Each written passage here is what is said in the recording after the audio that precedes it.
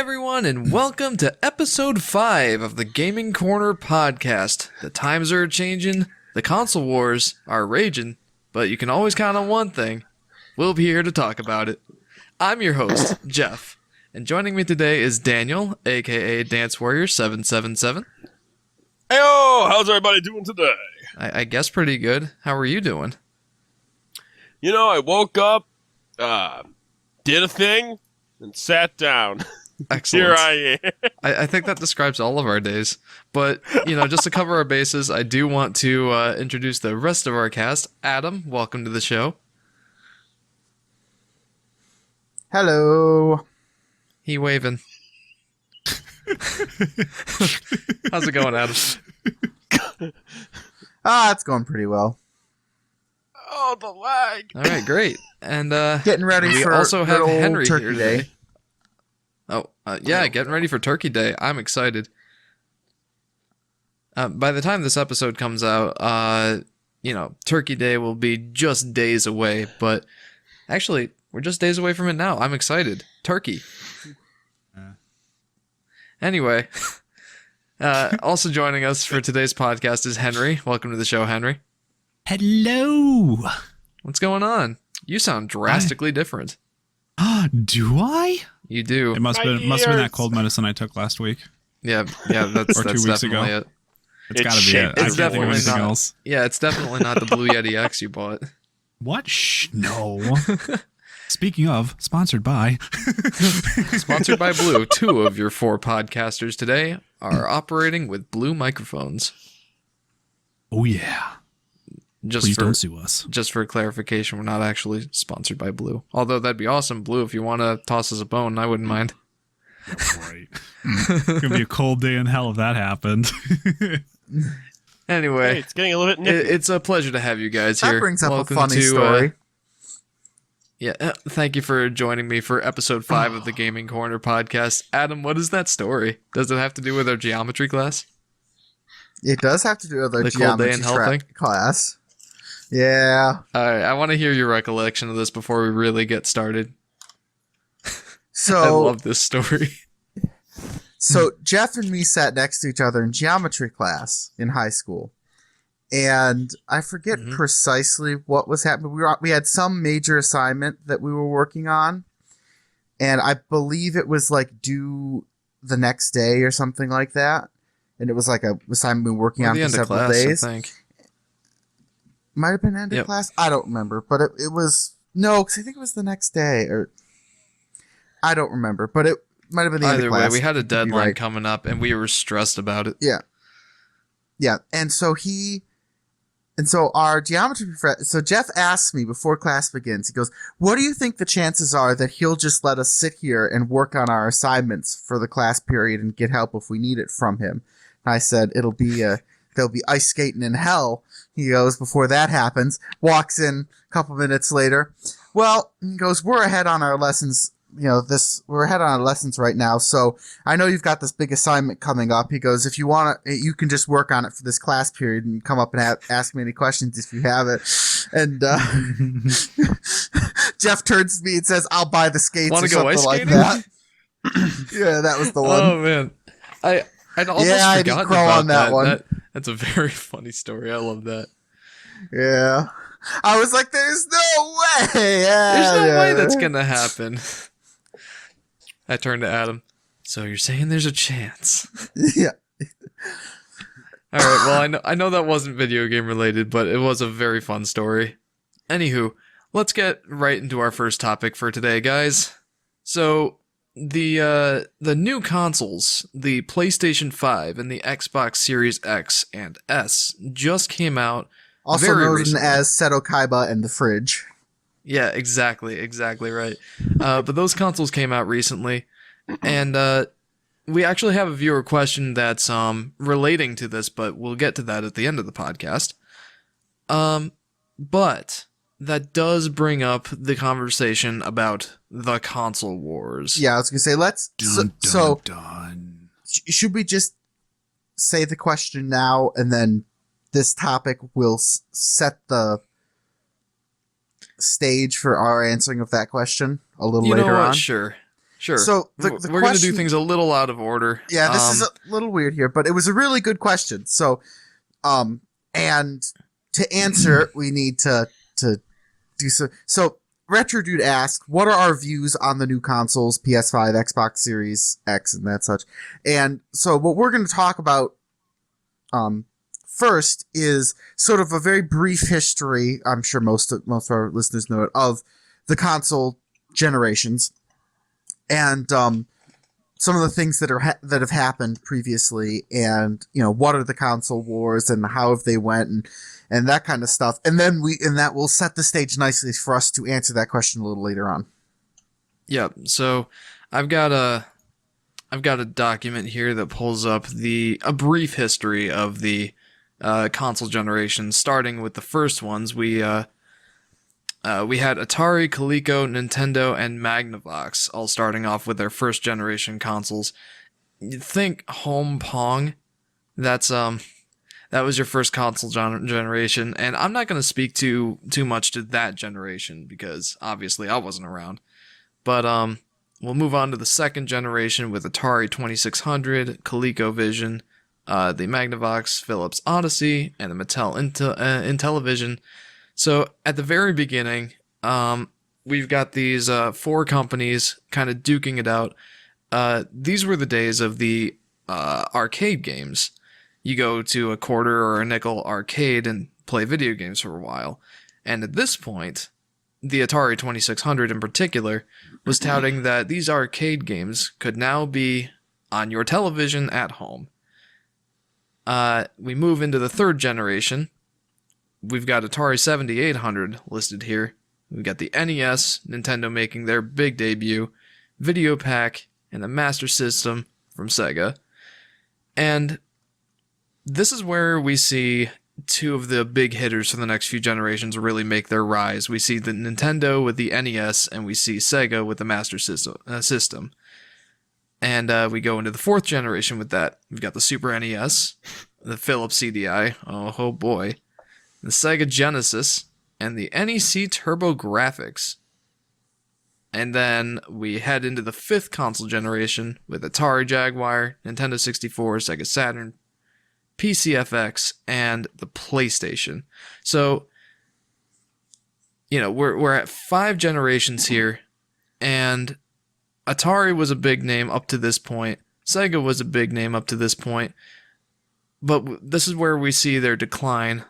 We saw Atari's decline start earlier, but Sega's started here, 5th generation with the Sega Saturn. Move on to the 6th generation. We've got 4 console manufacturers: Nintendo with their GameCube, Sega with the Dreamcast, the last Sega console ever created, the Sony PlayStation 2, and Microsoft Xbox. And from here on out... So we have a debut from Microsoft and a dying gasp from Sega. Yep. And from here on out, it's all Nintendo, Sony, and Microsoft. So just to set the stage... that was to give you guys a little bit of an idea of kind of how much the console landscape and where the manufacturers have all gone. Like, it's been an up and down for a lot of these companies. Atari started off strong with their Atari 2600, arguably one of the most iconic video game systems of all time.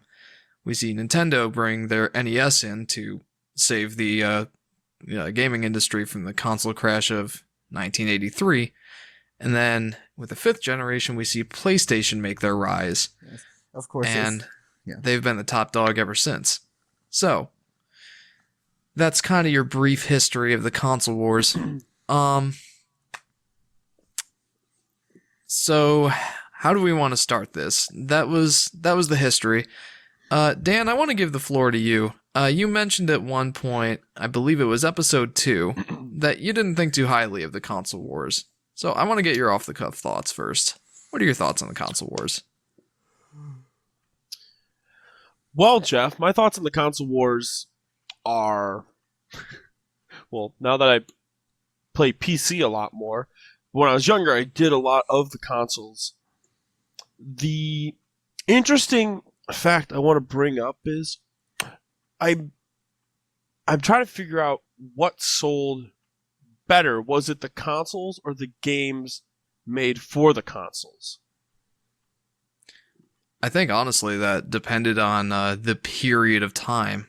In the second generation with Atari 2600, the idea was that you could play these arcade games at home, and I believe Atari was the only place you could get them. Well, Right. bringing that kind of thought into mind, it's not much different than nowadays, where you hear people say exclusives sell the consoles. So Because we think a little bit later in the wars, when Atari settled itself, but it didn't really progress, I should say, into the modern era. Well, you have the PlayStation and Well, the GameCube. The Atari, Atari NSES. Atari Yes, I guess. has an interesting story of their fall coming Squeak. up right before the NES. Like, Atari sort of caused the console crash that the NES had to bail people out of. To the point where, like, parents or grandparents called all video game consoles in the 90s Nintendos. yeah, Whether they were, actually a Nintendo console or not, it was just, like, the slang for video game console was a Nintendo. kind of how kung fu or karate are synonymous with martial arts Mm. among It's a all the lot of same. people. Yeah, That's exactly. They're all the same thing. It's a Nintendo. Mom, Yeah. this is a TurboGrafx 16. With your fists. Yeah. The So, Nintendo so with your that's fists. so just to point out.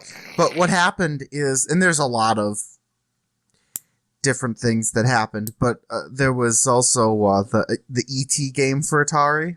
That's the Oh. infamous one. Yes, the pretty much undisputed worst game in history. I mean, like, pretty much the worst game in history. I mean, at least when they were killing people in the Coliseum, there might have been some sort of entertainment value levels of bad.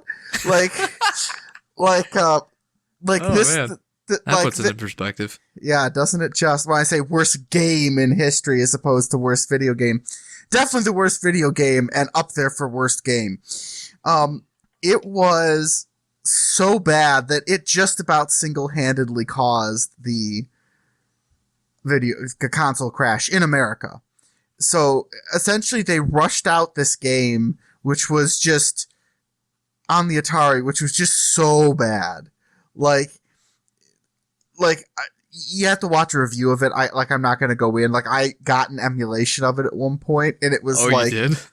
yeah, and I thought my emulator was broken, and so I was like, literally, I thought the emulator was not working. Like, the emulator was having issues, and, like, I jumped on to, like, where I downloaded the emulation of it from.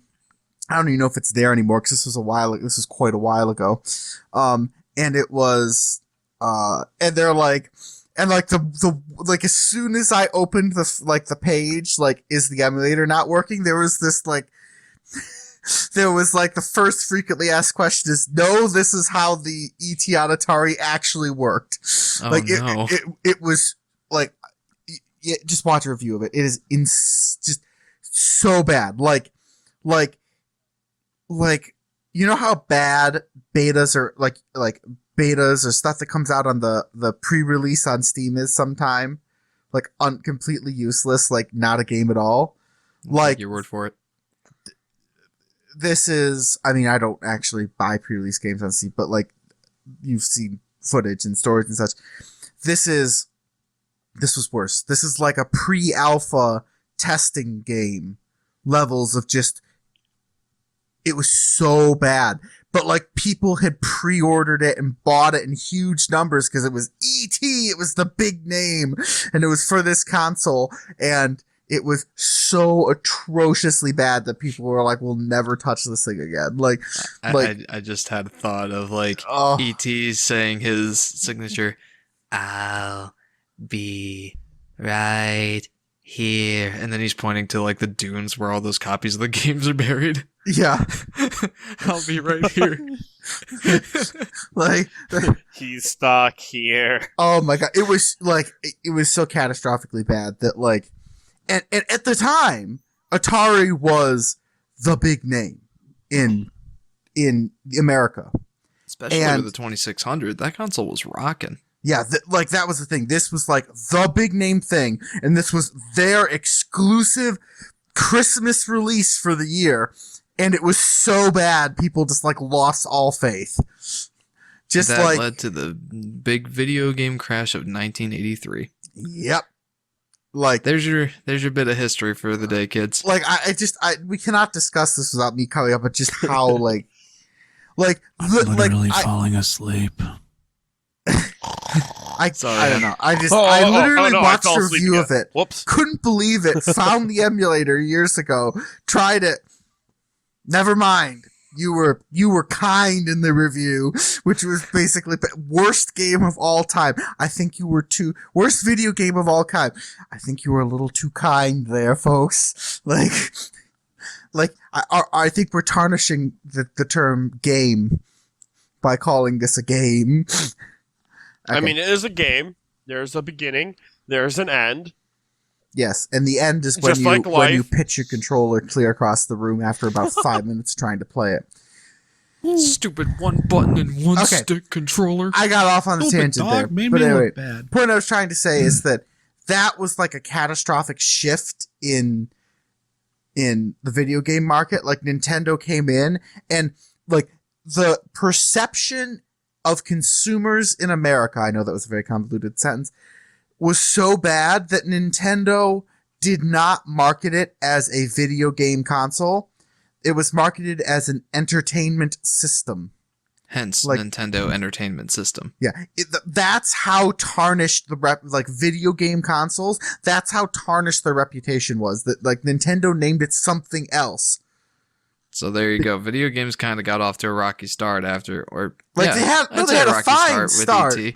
They had a fine start, and then like how can I say this? Like the baby started to climb out of the cradle, and then just sort of broke its neck.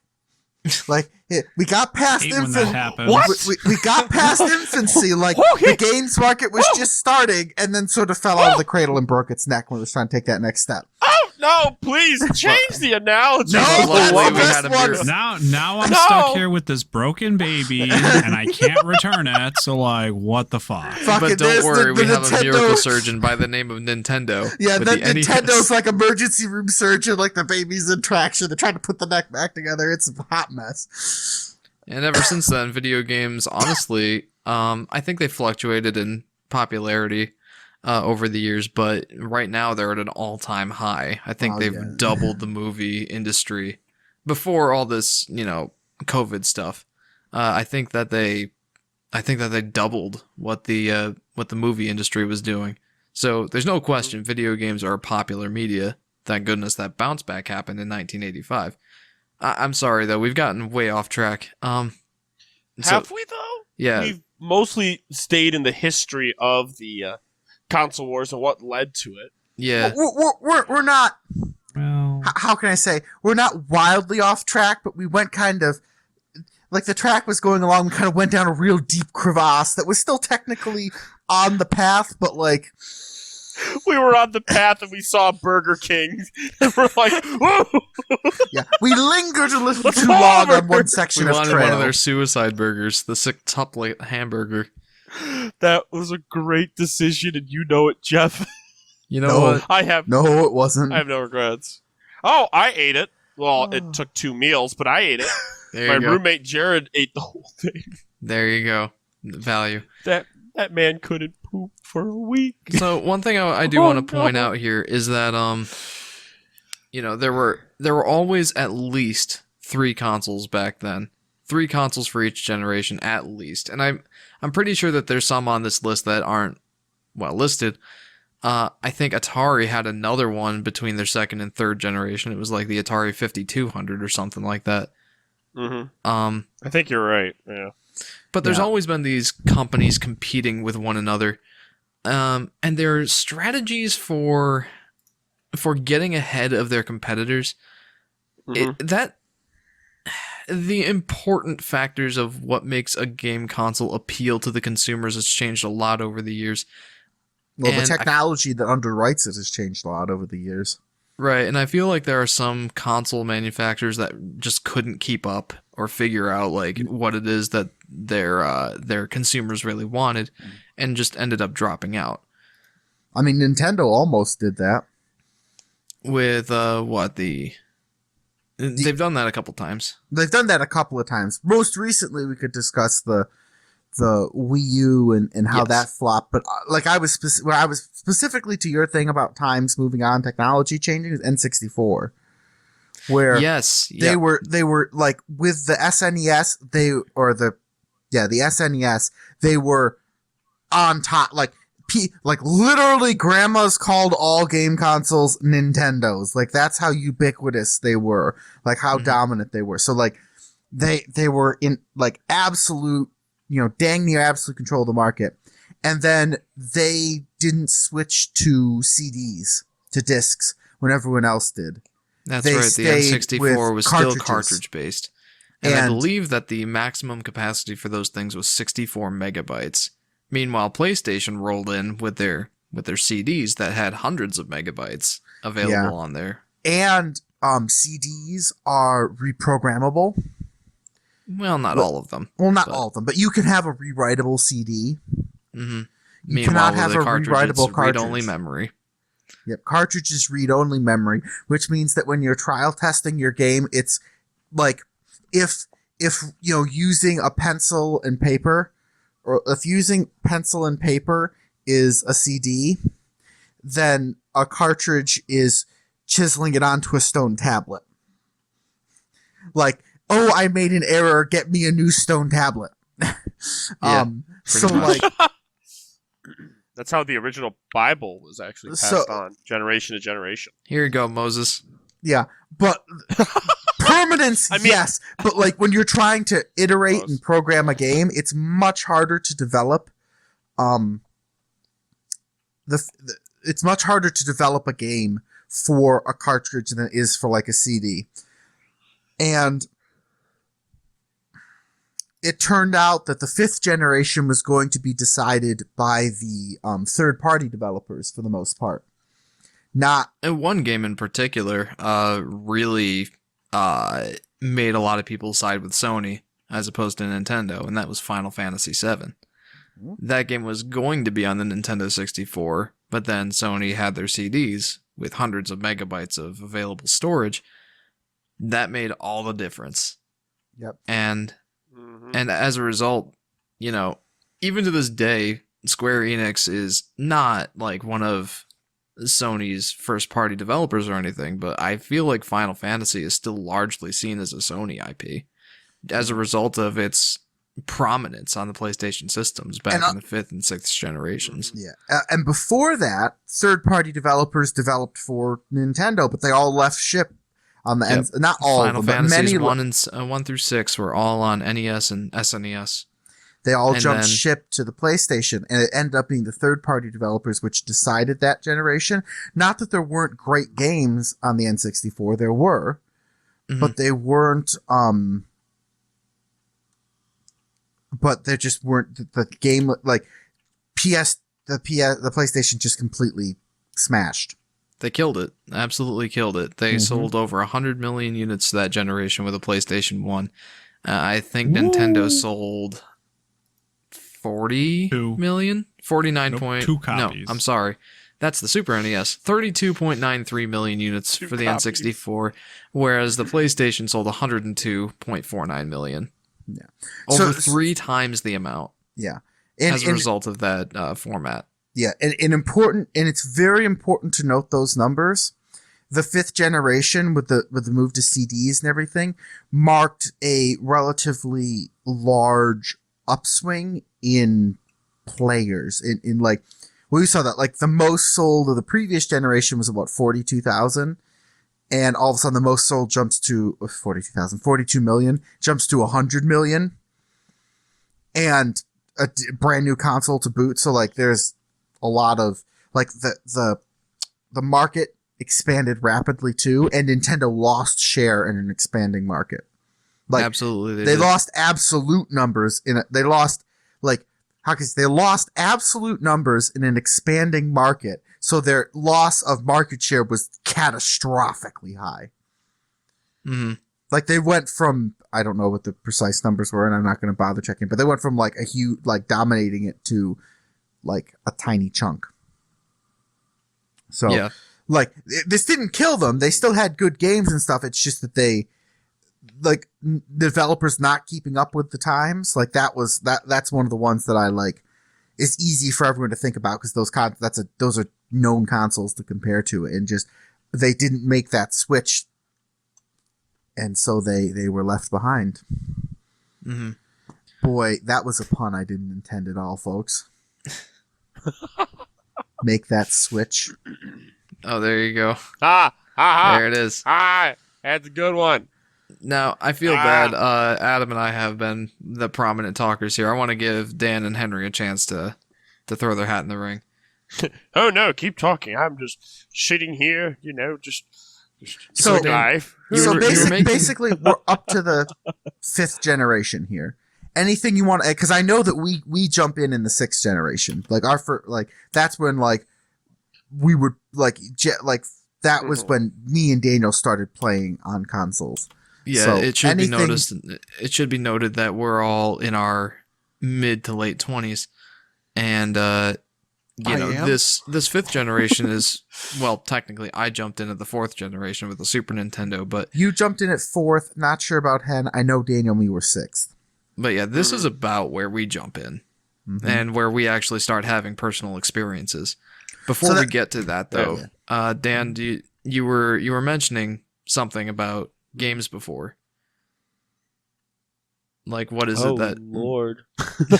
what is it that brings a customer to a game console? You were talking about it being the games, I believe. Yeah, that it comes to the very interesting debate that I feel earlier games, the consoles, they tried to advertise, but one console to the next didn't have a huge edge on each other, which later down the line, I feel Nintendo went the destination in which they tried to give as many edges as possible to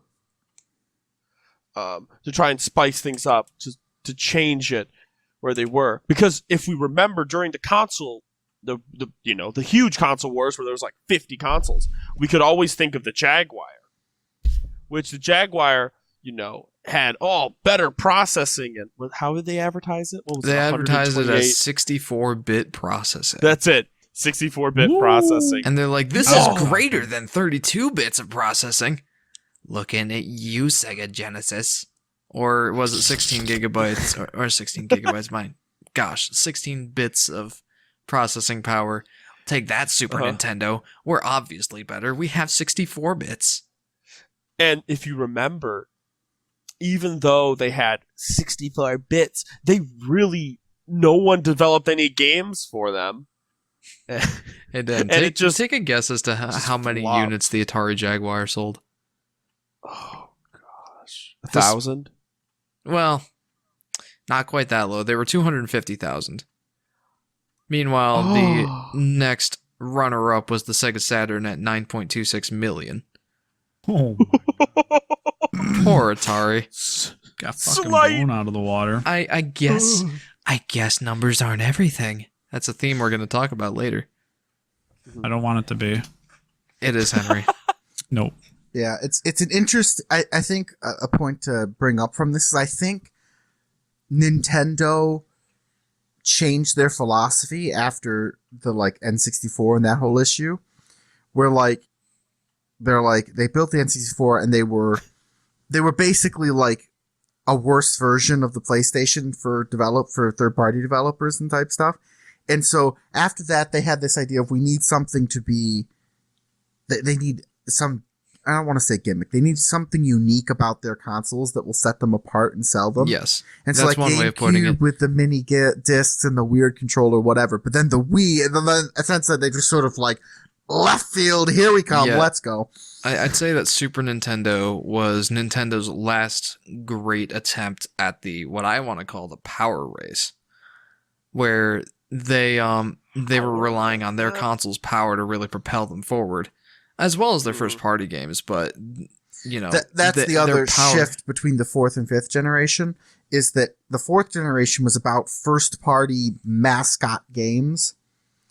Your Marios, your Sonics. Mario, Sonic being the obvious comparisons. And then the next generation, the fifth one, was dominated by third party developers. Mm-hmm. Well, I mean, I'd still say that early in the fifth generation they were dominated by mascot. Well, they still had mascot games, but the fifth generation like, was does anyone decidedly- remember those commercials about Crash Bandicoot going to Nintendo headquarters? Hell Hey yeah, my there, dude. mustache man. I'm gonna eat your lunch. Talking the entire time. Oh, Dude, that shit is mint. that was magical. So Ugh. I'd say the mascots were still important at that point, but later down the line, the third parties really were what made the difference. Mm-hmm. Staying power. Yeah. Yeah. All right. But I think part of that shift on Nintendo's part, and this is pure speculation, is because they're not really a tech company. Well, I mean they are now, but like think about Nintendo they're is competing with primarily a toy company. yeah, That's what they started out as, they're playing cards. they're competing with like Sony and Microsoft, who are tech They're tech companies. giants. Like they essentially could in-house build really high-tech consoles with their own proprietary Exactly, they're tech microchips giants. and Like stuff. I can't really think of two words that go together better than Microsoft and Windows. Yeah, I know. Seriously, and so they had access to they could make consoles that had newer, stronger, more powerful, because they were the people that were making those newer, powerful processors, and they could put them in. Not necessarily a perfect one-to-one there, because there are other companies that make the chips, but you get the idea. They're more in that realm where it would be a little harder for Nintendo to fight in that ring as compared to Sony or Microsoft. Yeah, kind of hard for the company that got started out with its playing cards to compete with the company that makes cameras and TVs. Yeah, in the realm of pure performance or Yeah, when it comes to the specs power of their race. computer, but they've done a very good job of competing in the realm of making games. Different, Oh, sure. Different And- approach. They're coming at the issue from a slightly different perspective, I think.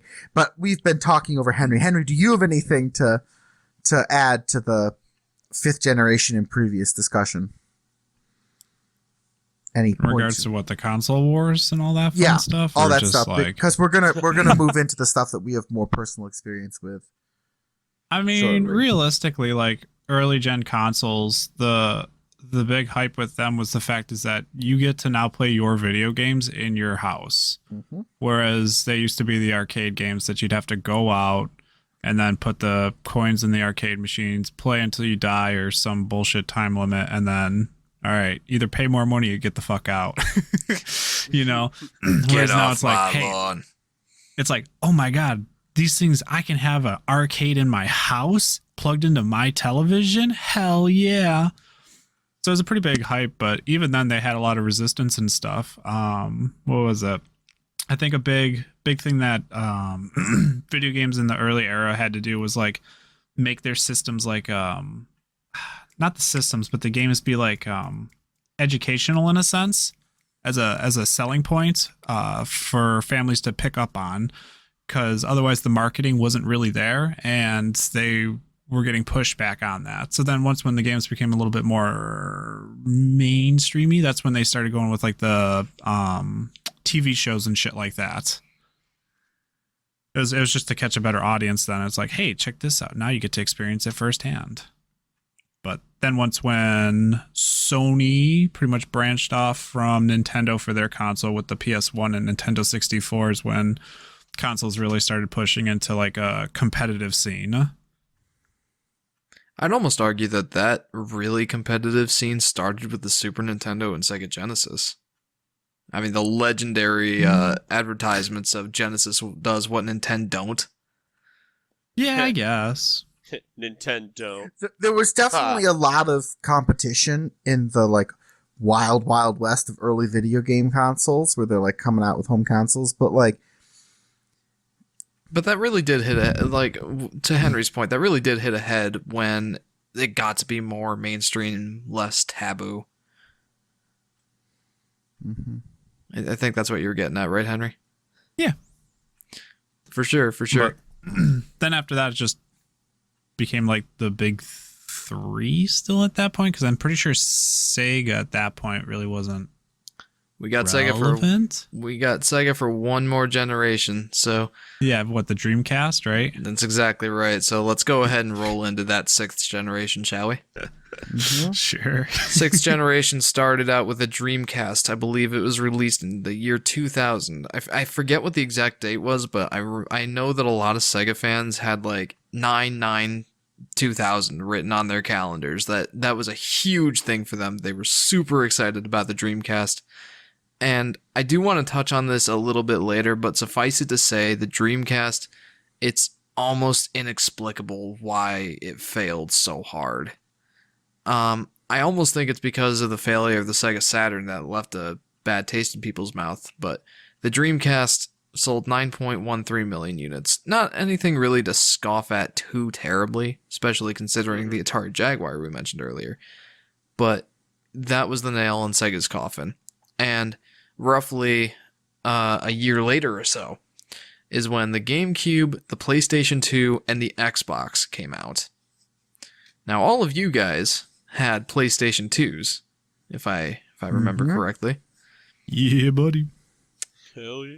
So, what would you say really characterized that generation for you? What was the thing that really drove the console war that generation? The console war? Yeah, Oh, discounting the Dreamcast, unfortunately. We have the GameCube, Unfortunately. PlayStation 2, It's funny. We and think the of Xbox. we think of like it's a 3 or 4 horse race, and technically there were 5 or 6 So horses. many. If you know, well, yeah, 2 of them were sickly though. I was and, gonna say no you one can really count bet them in the on them. race if you know propped up by some boards and an IV drip is in the race, but um. But Pony. yeah, we're just kind of Or- catching the or highlights pony. here. Mhm. You know, I do want to state one statistic here that I think is going to be really relevant in the discussion after we pass through our history overview of the console wars. Okay. We've got the GameCube was the bottom dog of those three at 21.74 million units. The Xbox like look at that trend for Nintendo. SNES was at like 40 and the million NES, units sold. yeah, the NES was at 62 million units. The Super Yeah, NES 62. 49 million. Nintendo 64 33 million. And GameCube 21.74 million. It's a slow. It's not exactly a slow decline, but it's a very drastic decline. Yeah. They were And king at of the the same hill for time, a long time.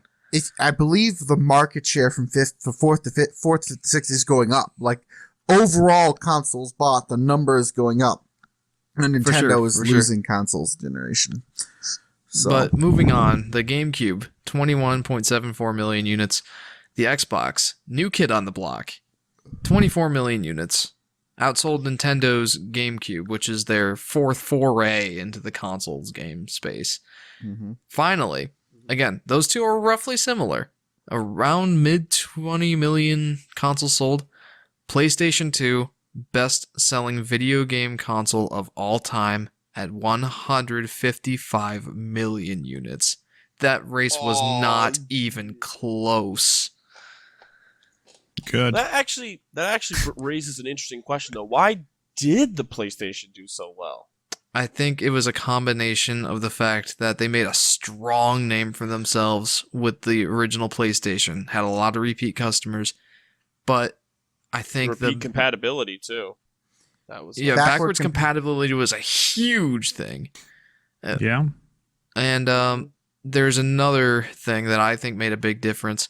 Their multimedia has always been on point. Sony's multimedia game is very strong. This was at the time when DVD players were relatively new, quite expensive, That's right. and the PlayStation 2 came out, and They it can play DVDs. played Also DVDs, and the PlayStation 2, I believe, was cheaper than most DVD players at the time. Yes, because Nintendo Meaning it was a no-brainer. Like, hey, I want to watch movies. may as well let my kids play video games too, as while we're at it, and it's cheaper. It was an absolute no-brainer. And also their exclusive games were pretty on point that generation too. You've got the classics of Ratchet and Clank, Sly Cooper, Jak and Daxter. And I think it's important to note that Sony had made the name for themselves with the PlayStation. And there was definitely the DVD player was a huge issue, but also all these like series that had like 1 or 2 installments on PS1 followed Sony to PS2 and made like 3rd and 4th installments. And so like there were all these series of games that people wanted to play that all came with Sony into the next generation. Sony was playing the Nintendo game with their game franchises at that point. They had recognizable franchises that carried over and really was the reason a lot of people bought these. And important to note, these were almost entirely third-party franchises, not... Yes, Sony does not not first have party. a lot of first-party stuff. Like, these are independent. Kind of the difference, we were saying Nintendo comes at it from the game side, makes good games. Sony comes at it from the tech side, don't make very many games. That's a good point. I kind of overshadowed, like, I kind of overstepped that. Sony does not make games themselves. They're not a first party. But they make bitchin' consoles. Yeah, developer. But they make darn good consoles. Like, and they have a very strong name. Yeah, not from a sense of like how many. Yes, from the sense of how many it sold in this case, but like from a technical standpoint of like it's also a DVD player, and it cooks dinner for your family and breakfast for your children before you wake. Like it does a lot of things, and it does them well. They tend to be reliable, comparatively.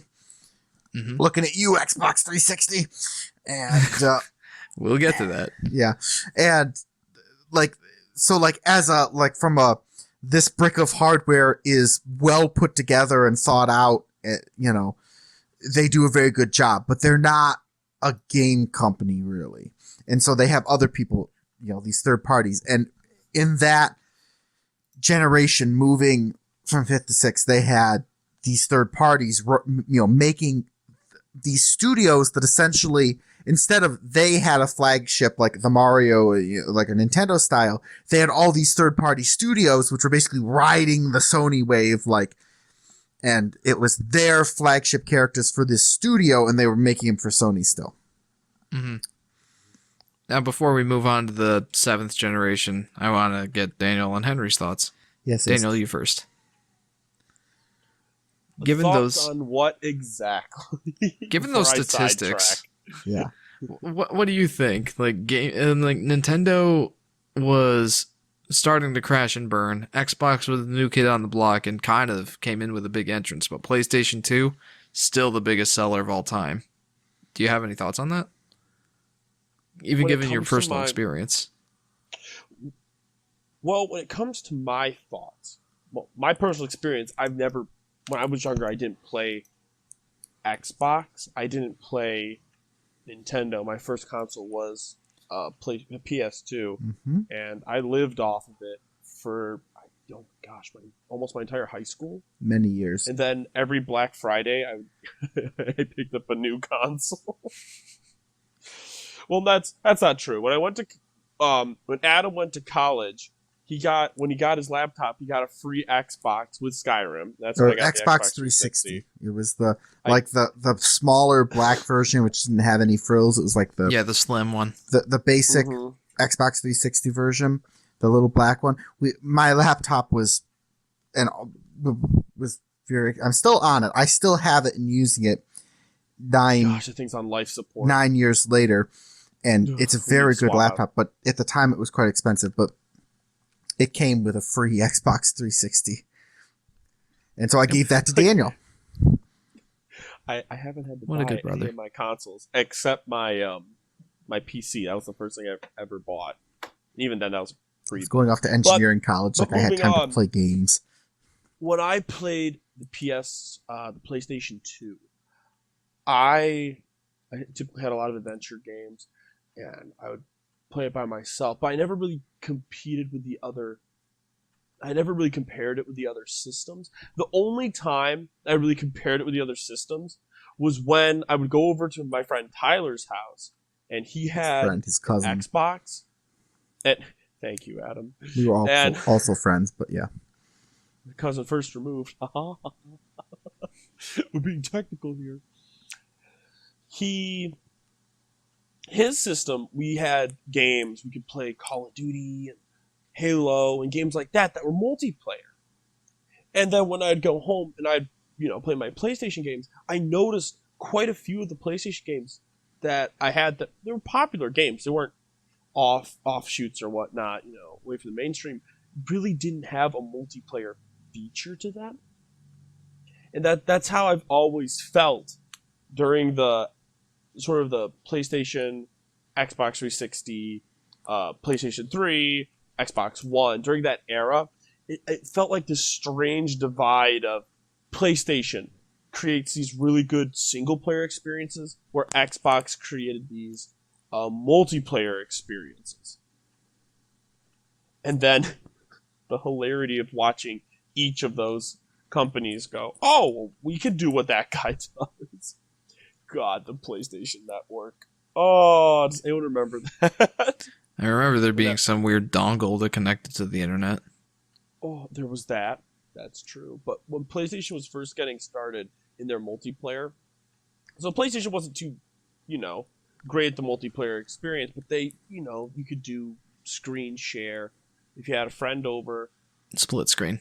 A split screen, but mainly their games are made for one person who's at home that wanted to play a game, where Xbox tried to do the multiplayer, go big or go home. That's an And excellent PlayStation- point. Do you think that Microsoft did that to really carve a name for themselves? I think Microsoft went that route to provide a service that Sony didn't really focus on. Because I feel Sony went really hard into story and sort of the game design and sort of getting companies like that to create for them. Whereas Xbox, the games that became popular for them, Halo, oh my gosh, Halo, everything else, giant bubble. Yeah, I don't really know too much of Xbox's offerings at that time, to be honest with you. And Xbox went down a route which I'm going to say early Xbox. They had quite a few multiplayer that became popular, and so they expanded on it by allowing more people to play together. And so their games were, to a sense, a little more multiplayer oriented. Even on the Xbox 360, you're allowed to. We should know that this is and I share this impression. This is our impression of that generation. This might not be true for the overall stats. It's just that we would go over to Tyler's house, our friend's house, and play multiplayer games with him on his Xbox. But when we were at home, we'd be playing single player games. Daniel would be playing, and I'd be sitting there over his shoulder, solving the puzzles and critiquing. Solving the puzzles and critiquing? You mean nagging me over the most basic known to man? Yes, as you proceed Go to not watch do our- it, if go I watch didn't our, tell you. There Ratchet is a and Clank and reason Sly we Cooper gave you Advanced series Wars on on the Vol- Game on Boy Volatile upgrade. Advance, Adam. For reference. Huh? I said for reference, go check out our Ratchet and Clank and Sly Cooper playthroughs on our Or, Volatile um, Upgrade YouTube channel. Oh, what was the one where I was on a roll? Ratchet and Clank. No, you. Well, yes, but no, you and me were live streaming something, and you were sitting there, and I was practically sitting there with sheets of paper, fucking puzzle solving over here, and you're trying to figure out what to do. And I'm like, press that button. You're like, why? Well, I could explain it, or you could just do it. Ding. Okay, excellent. I feel like that must have been Uncharted 3. I think you're right. Or I think Uncharted 2. it was one of the Uncharteds. It was 1 or 2, and it was just you were so busy trying to not die and play the levels that you couldn't deal with the puzzles. So I'm sitting there just ignoring everything. Oh, I saw a clue whip by in the corner of the screen as he was dodge rolling. I think it means that. Yep, Yeah. pretty much. So All right, well, Good Dan, tag team right there. go. Well, Dan, you those can are all good continue, thoughts. Daniel. Which is interesting because the Uncharted series is, if I remember, a PlayStation exclusive series yeah. for the PS3. Which, hilariously, Hey Jeff, want me to tell you a secret? Did you know the Uncharted games have a multiplayer mode? Say it isn't so. Just think about that. Did you even know that? First yeah, I off, knew that. you knew that? Yeah. Would you play it? No, heck no. No. No, I wouldn't play it. I'm not a multiplayer guy. Well, that is a very true statement. But like, the Sony games, I feel, are catered more towards the single player experience, with outlets to try and facilitate the multiplayer environment. Whereas Xbox, I feel, in the later generations, just some of their most popular games were just Gears of War. Hey, come over here. We're about to try and survive the apocalypse with nothing more than an assault rifle and a shotgun. Oh my gosh. Me and Adam in Horde mode. We loved Horde mode. It was so fun. Ah.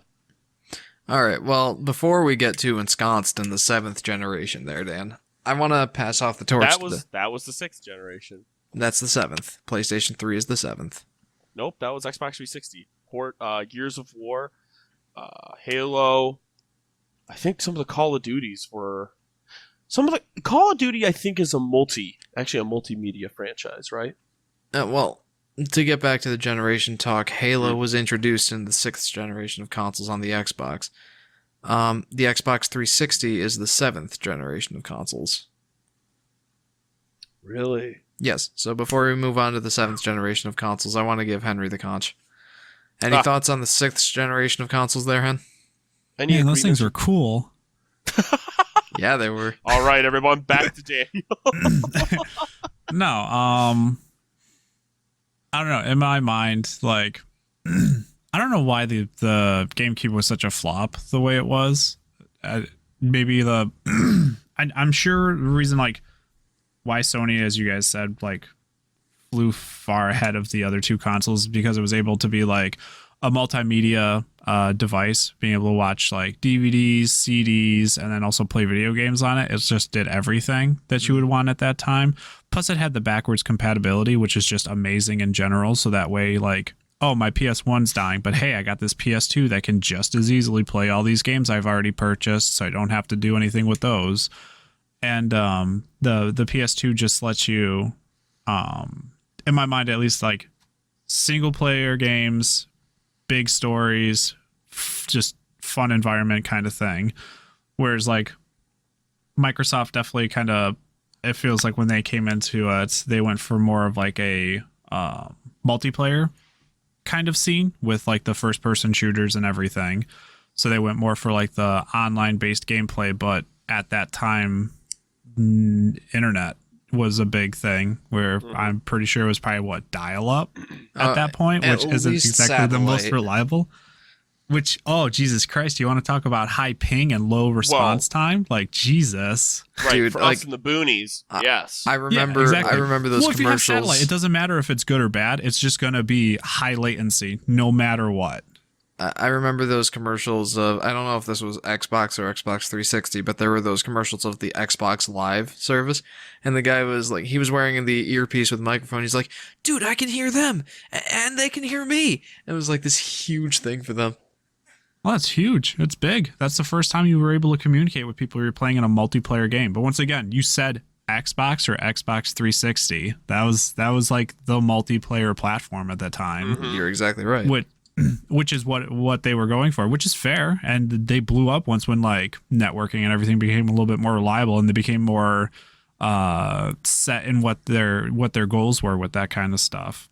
Mm-hmm. But Jesus Christ. Can we talk about like the different controller designs? After I talk about GameCube, where it was like GameCube was fun. If you look at it now, it has so many gems of video games, and they are just the most impossible thing to play at this day and age. It's just the worst. Well, what's like funny is, like Melee or fucking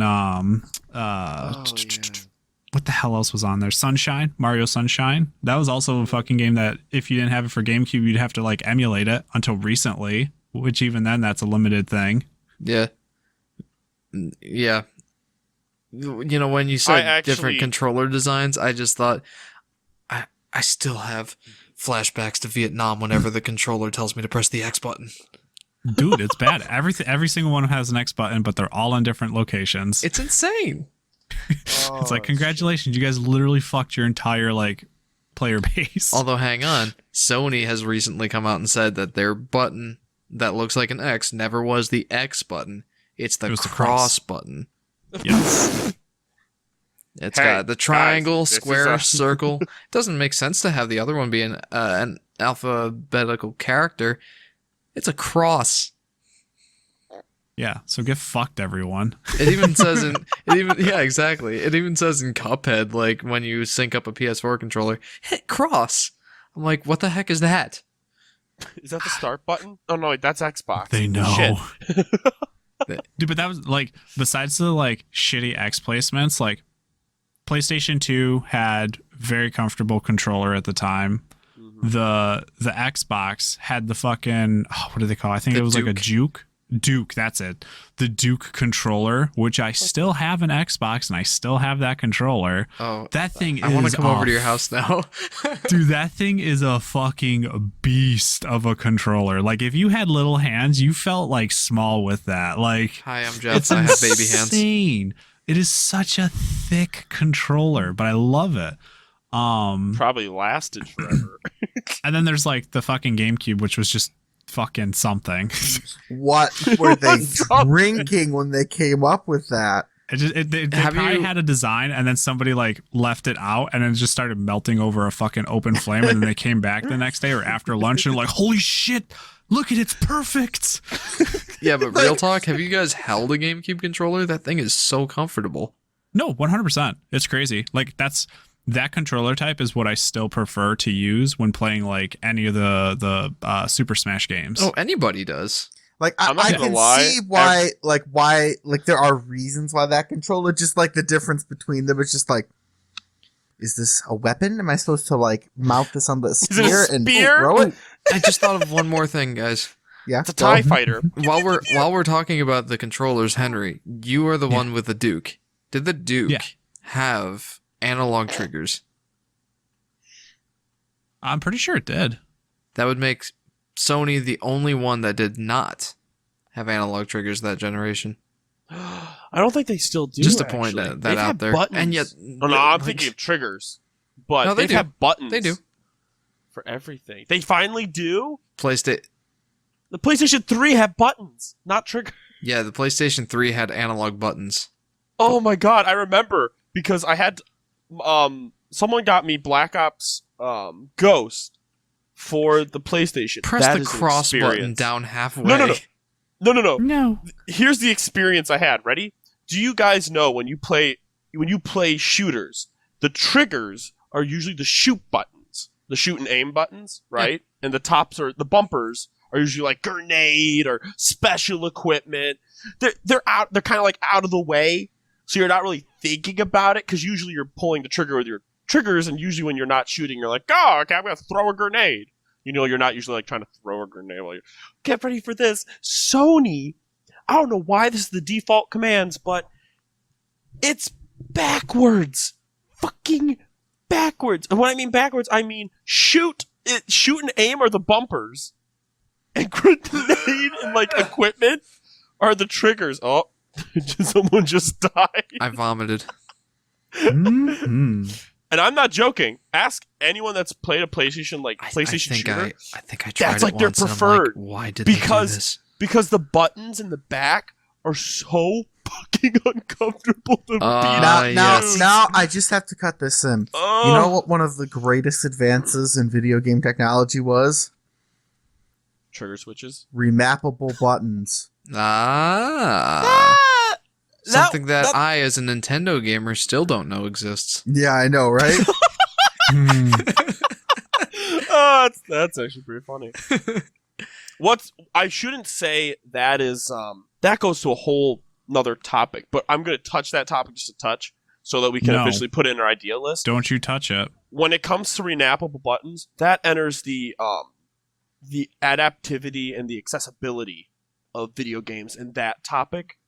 When it comes to individuals with color blindness or limited range of motion, it is important for them to have the ability to map buttons to what's more comfortable. Like, if you're playing a platformer and you have to keep jumping, but your thumb is, like, there's an issue with your thumb where you can't press it really quickly. So having the power to remap it so that, say, like, your trigger finger is on the jump during a platformer so that you could use it more so your thumb doesn't get as strained if it has issues is a huge important thing for accessibility. Mhm. That accessibility is sort of my topic. I actually have a thing here for my stream, if my stream becomes popular, in which I have challenges based on different physical and mental illnesses to showcase them. Like, one of them's input error. I did this for the Spyro game. I gotta finish it. Beat Spyro 1, in which every input is randomized on your keyboard. Oh, I think I saw you stream that once. Oh my gosh, it's... I'm like, Whoa, what are you you wanna doing, talk Dan? about- I can make these maneuvers just fine. No, Jeff. These controls are randomized. Like, I shit you not. Charge was left click. Move forward was F. I think move... I went all over the place. So move forward was F.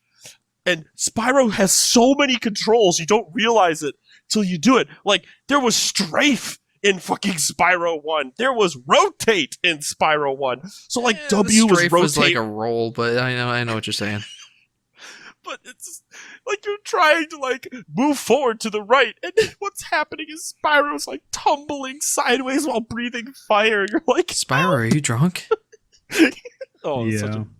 Try to beat the game with, like, randomized controls. It's so fun. And it teaches you just how the challenges that people go through and how adaptable people can be.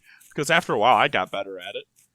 Nice. I got a little bit better at it. I need to finish that playthrough. So if you people want to see that playthrough, just say it on this podcast and No, and fuck Jeff will you. get back to me. Twitch.tv/dancewarrior777. Go bug them, guys. Okay, plug done. Disgusting. Let's go. All right, Henry, hold do you up. have any more thoughts on the 6th generation? Actually, I want to bounce back to 5th generation. The Dreamcast. It's still the 6th The- generation. Is that 6th? It is. Oh, Seriously? disgusting. Yeah. Fuck, take that thing out. Put that thing back a generation. That's where it belongs. But I guess it makes sense as it has the optical drive and everything in it. With the Atari, it's better for it. Weird thing they did with their controllers, their like memory cards had like do you guys remember like VMUs. Tamagotchis? VMUs. It was like a Tamagotchi you got with your fucking memory card with the Dreamcast, and it was the most weird fucking thing. Like, I had a Dreamcast, but not for very long because it was a piece of shit and it broke almost immediately. But Oh gosh, I didn't even think about that fucking little like Tamagotchi thing is the one thing I remember about that fucking console. And it's so weird. That's interesting. So what do you mean It's by so Tamagotchi, Henry? Well, It was just this Since I little don't know what it fucking is. pet. It's a Tamagotchi is like this little virtual pet thing that you have on like your keychain. the most that you would exciting thing about it feed- is that it poops. Yeah, you would feed it and Yeah. I think interact, pet it every so often, or else it would fucking die, which is amazing. But it was like that, but it was like something that you would plug into your fucking controller for your Dreamcast. I think that it did more than just the pet thing, but like you said, that's Yeah. that's the thing it's most well known for. I think that in Sonic Adventure 2, there was like the Chow Garden, and that made heavy Oh. use of the VMU. Good, it should, because that fucking Chow Garden thing sucked dick in general. Oh, did it? Most people love Yeah. that thing. I fucking hate those chows. These fucking suck. Hi, Henry. There's- I'm a friendly little creature. Do you They're want just to all little help me? pieces of shits. Henry Fuck just them. grabs one and just drowns. Just punt it off the fucking map. I gotta save it again. It's You know- better this You know, way. while we're on the Dreamcast thing, I had mentioned earlier I didn't know exactly why they failed. Like, they had a ton of hype for the thing. There were plenty of good games that came out for it. Like, the Sonic Adventures are still lauded as being some of the best Sonic games, though Lord only knows why. And there was like Crazy Taxi. There was that skate game or whatever. I forget what it was called. Like the roller skating one. And then there was, I think Knights was on the Dreamcast, right? Man, you're naming off so many more games than I would have thought was on that console. That thing had a lot of good first party stuff going for it, man. Like, Dude, I guess, but fuck me if I ever played any of those games. and I think that the hardware was actually decently powerful. Like it was pretty competitive. I mean, once again, it had an optical drive, so clearly they were pushing it in the right direction. Yeah, and I think that it actually was not competing, but was giving Microsoft a run for its money in the online department. I think the Dreamcast was actually the first console to have an online shop for games. Maybe. Ooh, something I'm not too sure about, but actually two things. Online playability for like multiplayer and that. I can't remember if the Xbox originally had like a network card built into it where you can just plug it in and you're good to go kind of thing. Because if they did, then obviously that makes sense why they were so for the multiplayer. Whereas with like the PS2, you had to buy like the adapter. And the GameCube as well. GameCube probably adapter as there was an well, and adapter then the for that. Dreamcast might have been a built-in as well, I think but they had a built-in jack. I don't remember. I don't know. Like none of us had Dreamcasts. Well, Henry like did, I said- but not for long. Oh, Yeah, no, it sorry. didn't. It's fine. Piece of Didn't do junk. its job.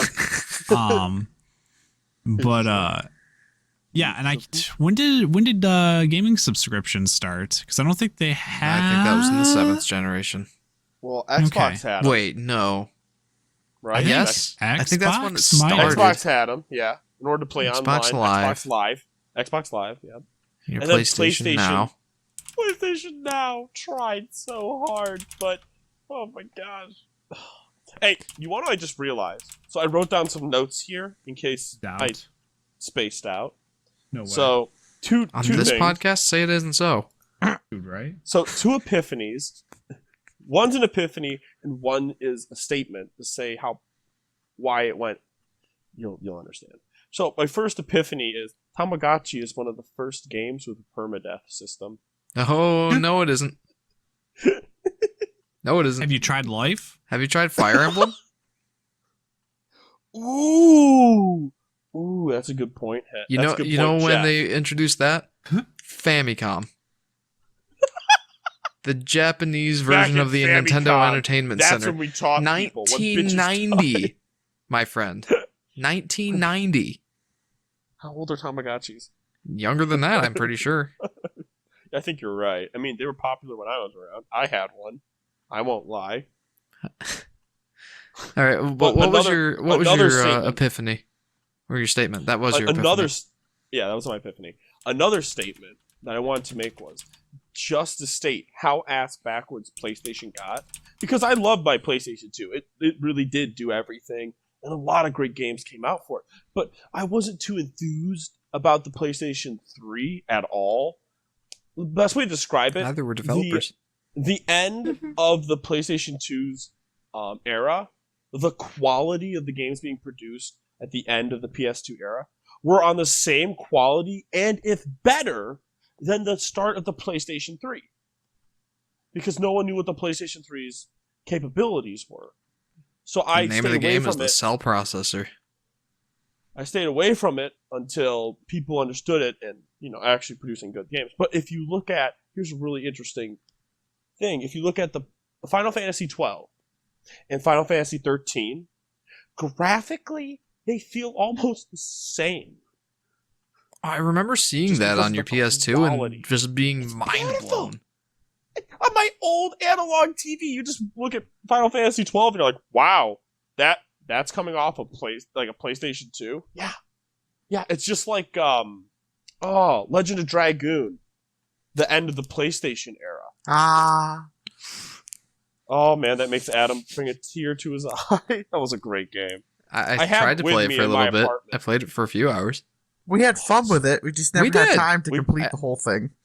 We got up to no, it wasn't that. I didn't We have had time the to get past time. the first disc. We got stuck in a soft lock when Oh, the one yeah. village that we could get items from burned to the ground, and we couldn't buy any more revives or heals, and we Oh, had to fight no. a final boss that halved all of our damage and took away our ultimate abilities. Oh no. Which, mind you, our ultimate abilities in Legend of Dragoon, how good were they? One of them was a full team heal that did damage to the enemy at the same time. Wow. Like, oh, it was so good.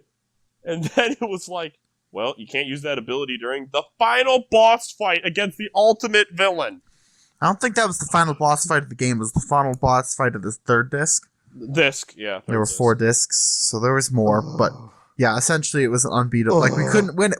We had no items left because we'd had like a whole bunch of really hard boss fights and no chance to restock.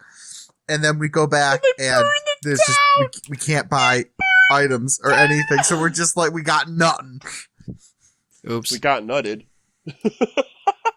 All right. Well, that So a couple anyway, that's actually a good When we talk segue, about- Dan, into the so there seventh was that generation. of the PlayStation. Yes, it is. No. Okay, No, go, no, go, go, no, go, Do you go, have something ahead. else you wanted to say, Han? Another. What you got? So Okay, you want to talk? Ed? Xbox had built-in networking. Dreamcast needed an add-on, as far as I can Okay, tell. so Xbox was the only one that had networking built in. That's why they prioritized. That makes sense. yes, so Yeah. that makes sense. Yes. Also, So what I've said apparently makes sense. Yeah. Continue. the DVD movie playback on the original Xbox, apparently it was an add-on that was required. I don't know what the fuck that means, but you know it why didn't that come out of the probably box. is? You know why that probably is because they saw how popular it was with the PlayStation. And they're Yeah, like, which is shoot, we very gotta likely. have something. And then the other thing I was going to say, are we not talking about handhelds at all, or are we talking specifically about home consoles? 'Cause I'd we say got- we handhelds could- are a bit could of go a into the handheld. different beast. Well, handhelds. that's fine. Yeah, I was just handheld curious was a different because part of the war. when I was looking on Wiki for the answers for networking and stuff, I'm like, oh yeah, there's like the Game Boy Advance, Game Boy SP, and all that shit too. Mm. Oh yeah, Nintendo went for that market. Forgot. But I was going to say They've another always another had that ass- market. Which is another ass- probably why they managed to survive their consoles dying slowly until they, Until recently. Until they Until made the another Switch came freak. out, boom, boom, boom. But that's later. Yes. Right. Can I one more statement? One more statement, I Daniel. got sidetracked. I got a little sidetracked. But I find what's interesting is when the PlayStation 3 came out, what made the PlayStation 2 all of its things, all the PlayStation 3 focused on was sort of enhancing itself to try and beat the Xbox 360. And, tried to to beat it. And they missed some of the great things. Like, PlayStation 3 did not have backwards compatibility Yeah, it did. at all. Yeah, it did. No, it did not. Yes, it It did. did not. Absolutely, it did. It did not. You Yes, had it to did. download a software in order to give it backwards compatibility. Nope. Yes. Nope. Let's go ahead and start with the 7th generation. I want to lecture you on this one, Daniel. All PlayStation 3. You have the Mhm. PlayStation 3 Slim, which is why you don't think there's backwards compatibility. PlayStation 3 originally came out the door with full backwards compatibility with both the PlayStation 1 and the PlayStation 2. Oh, Can okay. you take a stab at the cost of that thing? Oh no, 1,200. Well, no. Maybe in today's currency. $600 as compared to, I believe, the $300 or $400 for the Xbox 360.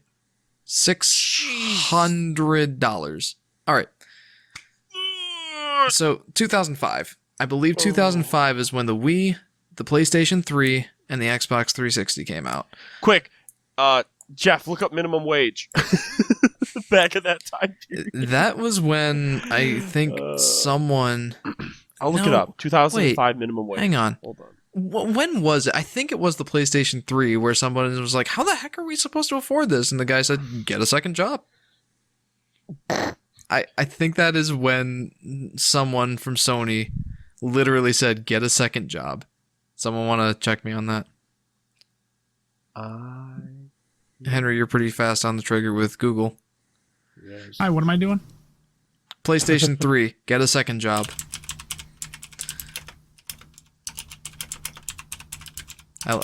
Anyway, while he's looking that up, 2005, Wii, PlayStation 3, and Xbox 360 came out.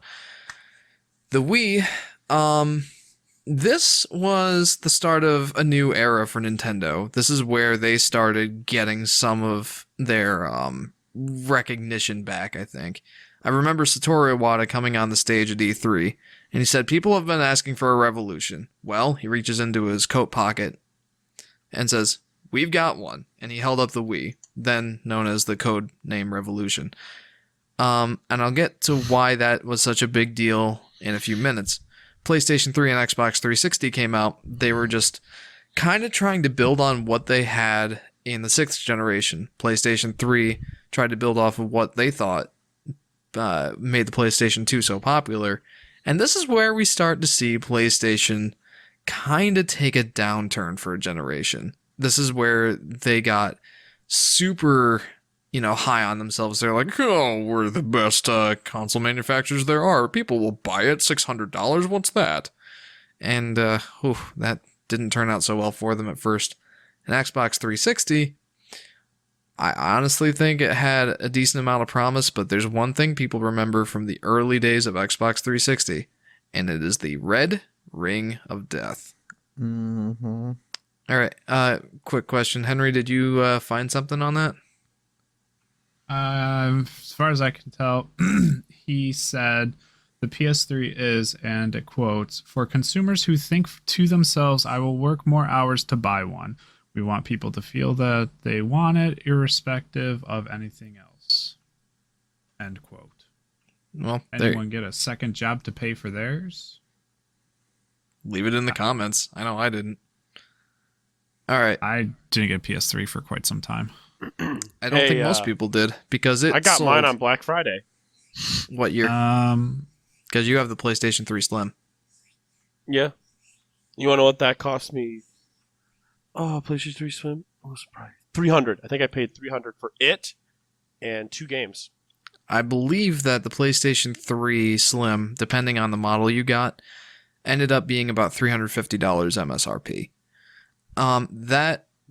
That was something that Sony noted at the note of their launch. They thought, oh, people will buy up anything we release. No. PlayStation sir. 3 did not sell well out the gate. Xbox 360 got an early lead on them. Hey, Jeff, if I'm reading this chart correct, in 2005, right, that's where we're going back in time to, right? That's Yeah. the right time? Yep. In 2005, minimum wage was $6. And Like the as console a was country 600. average or No, what? this is just New York. This is where we live. Oh. I don't know what the country average is, but $6. $600 for a console back then? That's insanity. That's Get a second 100 job. hours. That's 100 hours without losing any of pre-tax. that money. Pre-tax. Before you pay tax. Jesus Christ. All right. That's minimum So, wage too. So, Xbox like, things that 360 people- got an early lead out the Oh, gate in that generation, but they stumbled a lot too. I mentioned that red ring of death, and Microsoft's head guy, I don't remember who it was at that point. I don't think it was Phil Spencer, but whoever it was, one of his right-hand men came up to him and said, we've got $1 billion problem on our hands. And that's when Xbox, I think, really started showing its pro-consumer moves. They're like, if we don't fix this problem, we don't have a company. We don't have the Xbox. I shouldn't say company, but we don't have the gaming division anymore if we don't fix this problem. And they did everything they could to, one, get repaired units out to customers, although that didn't exactly go the greatest. But they redesigned their model too with the Xbox 360 S, I believe. That's the model you and Daniel have, Adam, I believe. The black unit. Mm-hmm. The black, slimmer unit, redesigned, and did not have the red ring of death, the death problem. However, the Wii didn't have these problems. It worked just fine. It didn't have the insanely high price tag. And oh boy, do those sales show. That thing was selling like hotcakes. during those days. I think that thing saved Nintendo's like non-mobile console division. It gave pretty them much a single-handedly. lot of money in the bank. That system, I may as well list the sales now. Mm-hmm. 101.63 million units for the Wii. It is the third best-selling home console. The PlayStation 3, still nothing to scoff at. 87.4 million units for the PlayStation 3. It's the worst selling PlayStation console, aside from the Vita. But, that's nothing to scoff at. That's a very impressive number. And the Xbox 360, higher or lower than the PlayStation 3, guys? I'm half phased out. I'm sorry. I'm still looking at minimum Lower? wages. Money's on lower. You would be correct, Henry. The Xbox 360 came in at third place that generation at 84 million units. Get fucked. Yeah, so PlayStation 3, despite the fact that their price tag was super high, $600 for the premium model. Premium meaning Wi-Fi. And backwards compatibility. And So backwards let's compatibility. Let's not. Despite that, their early loss to Xbox, they still came back around. They released the PlayStation 3 Slim and later the PS3 Super Slim. Those trimmed back some things. Dan, you say that the PlayStation 3 did not have backwards compatibility. Have you tried putting a PS1 disc in your PlayStation 3 Slim? I've tried putting a PlayStation 2 disc in it. Yeah, that doesn't work. But it is fully backwards compatible with PlayStation 1. In fact, that's in some ways the definitive way to play some of those games. You can play it through HDMI in the PlayStation 3. It's fully backwards compatible with PlayStation 1 games. That's silly. Isn't that kind of neat? It's so odd. Isn't that neat? We're over here like, what the fuck? I mean, I guess that's just them saying, hey, our PS1 games are way better than our PS2 games, so you guys get to keep playing them now. I think what the problem was is the PlayStation 2. Well, let me just put it this way. The PlayStation 3 was so expensive because not only did it have the super expensive cell processor that was a pain in the butt to develop for, it also had the entire PlayStation 2 system on a chip on that motherboard. It was quite literally a PlayStation 2 built into the PlayStation 3. That's why it was backwards compatible 100% with both the game discs and the memory cards. Like, there were memory card slots for the PlayStation 2 memory cards in the PlayStation 3. If that doesn't tell you how crazy they went with that backwards compatible model, I don't know what does, but that came with a heavy cost. They went crazy, but I think in today's money, that's nearly $900. to be honest, No. what are they saying the new consoles the We'll new get to that. consoles are going to cost? Well, the new consoles this are out. generation? The new consoles are out, and they're $500 a piece. Oh, wow, that's actually Worth. Well, That's not I bad. mean, PlayStation 5, the disc system, the one that has a disc reader in it, is $500. The discless system, digital only version, is $400. Xbox Series X is $500, and Xbox Series S, which also does not have a disc reader, is $300. Is it bad of me that I hope that the discless was more? Now, question.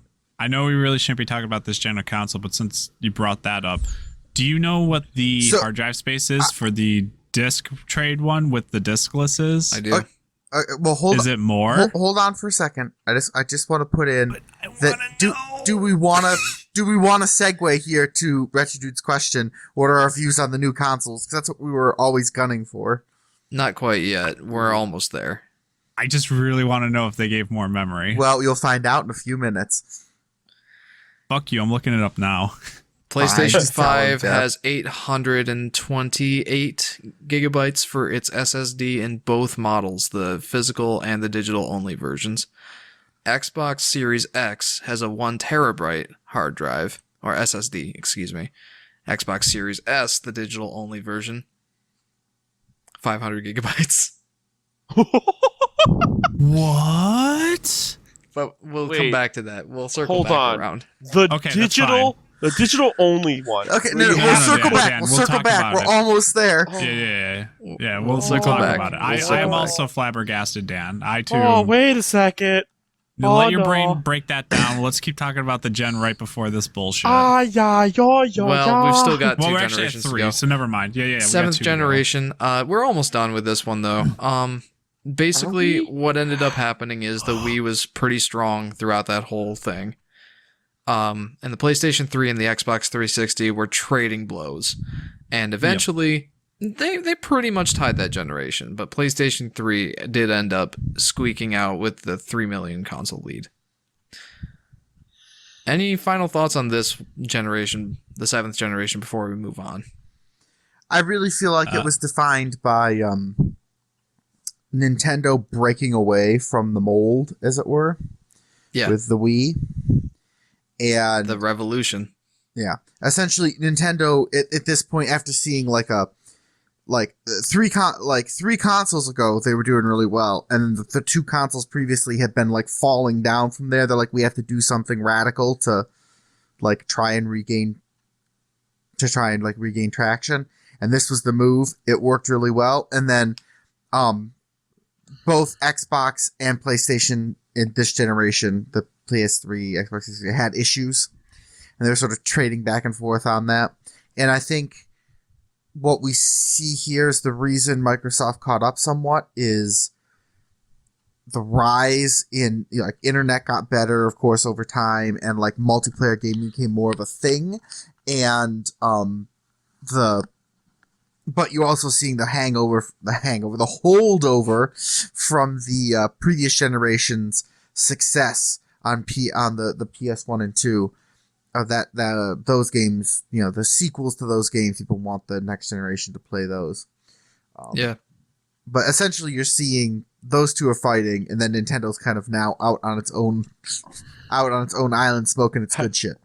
And it's been there ever since. Pretty much. I'm on my way. And when they're out, and the thing about being out on the island smoking that good shit is that sometimes you have brilliant moves of genius, the Wii and the Switch, and sometimes you faceplant with the Wii U. So you take I love mine, but there's no denying You're the only failure. one. I'm not the only one. There's 13 million other people. All right, maybe two people. All right. Okay. Well, good point. Rolling Adam. Good, Dan, Henry, do you have any final thoughts, or are you just eking to get to that 9th generation of consoles? Eking?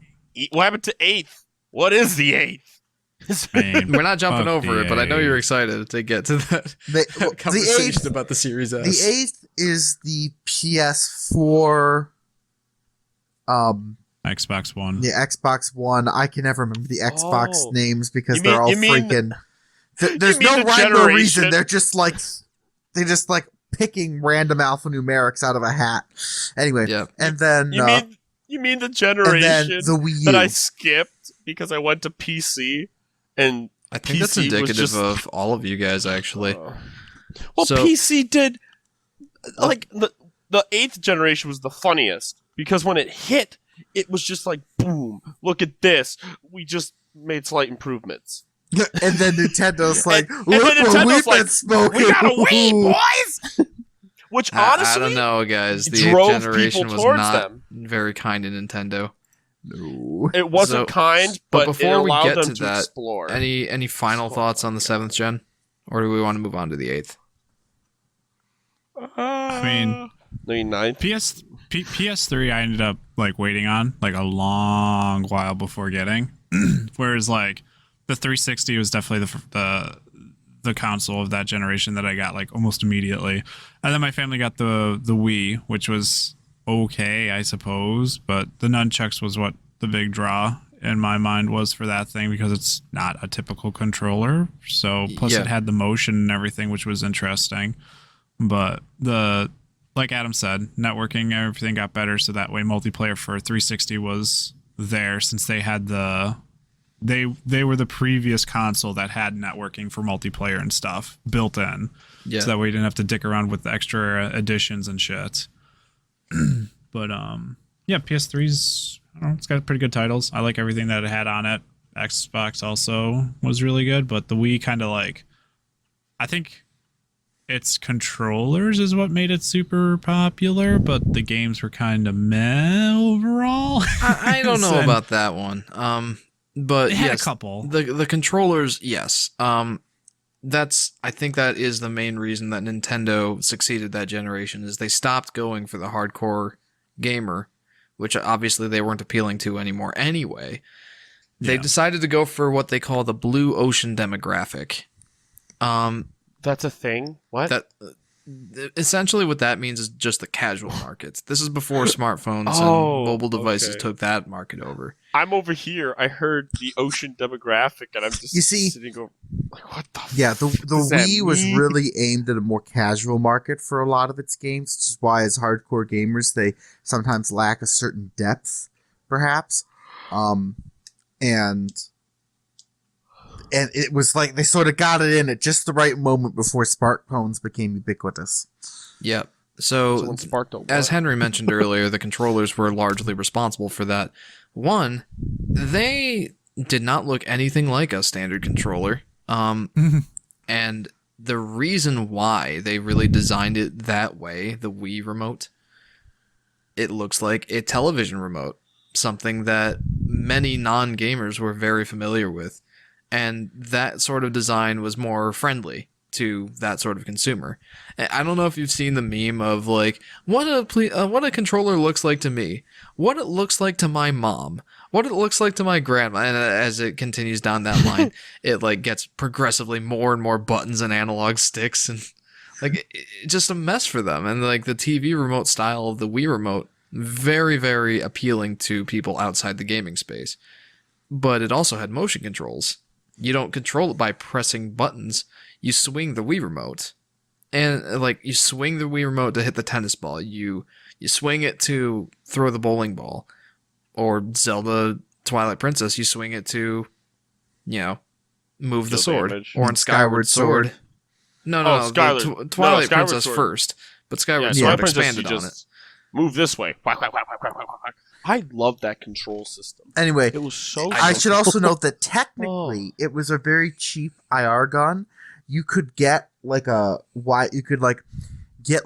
program, like a free download on your computer, not from Nintendo, just and you could put a Wii controller or a couple of them up, and if you had like a flat wall, you could write with an IR pen, it would be an IR laser you were holding like a pen, and you could write, and then you could have a projector going onto that wall, and the Wii remote would pick up the IR motions, and then that would feed into the laptop and spit out on the projector. So essentially you could have like one of those smart screen, the smart walls that they now have like everywhere in schools and stuff.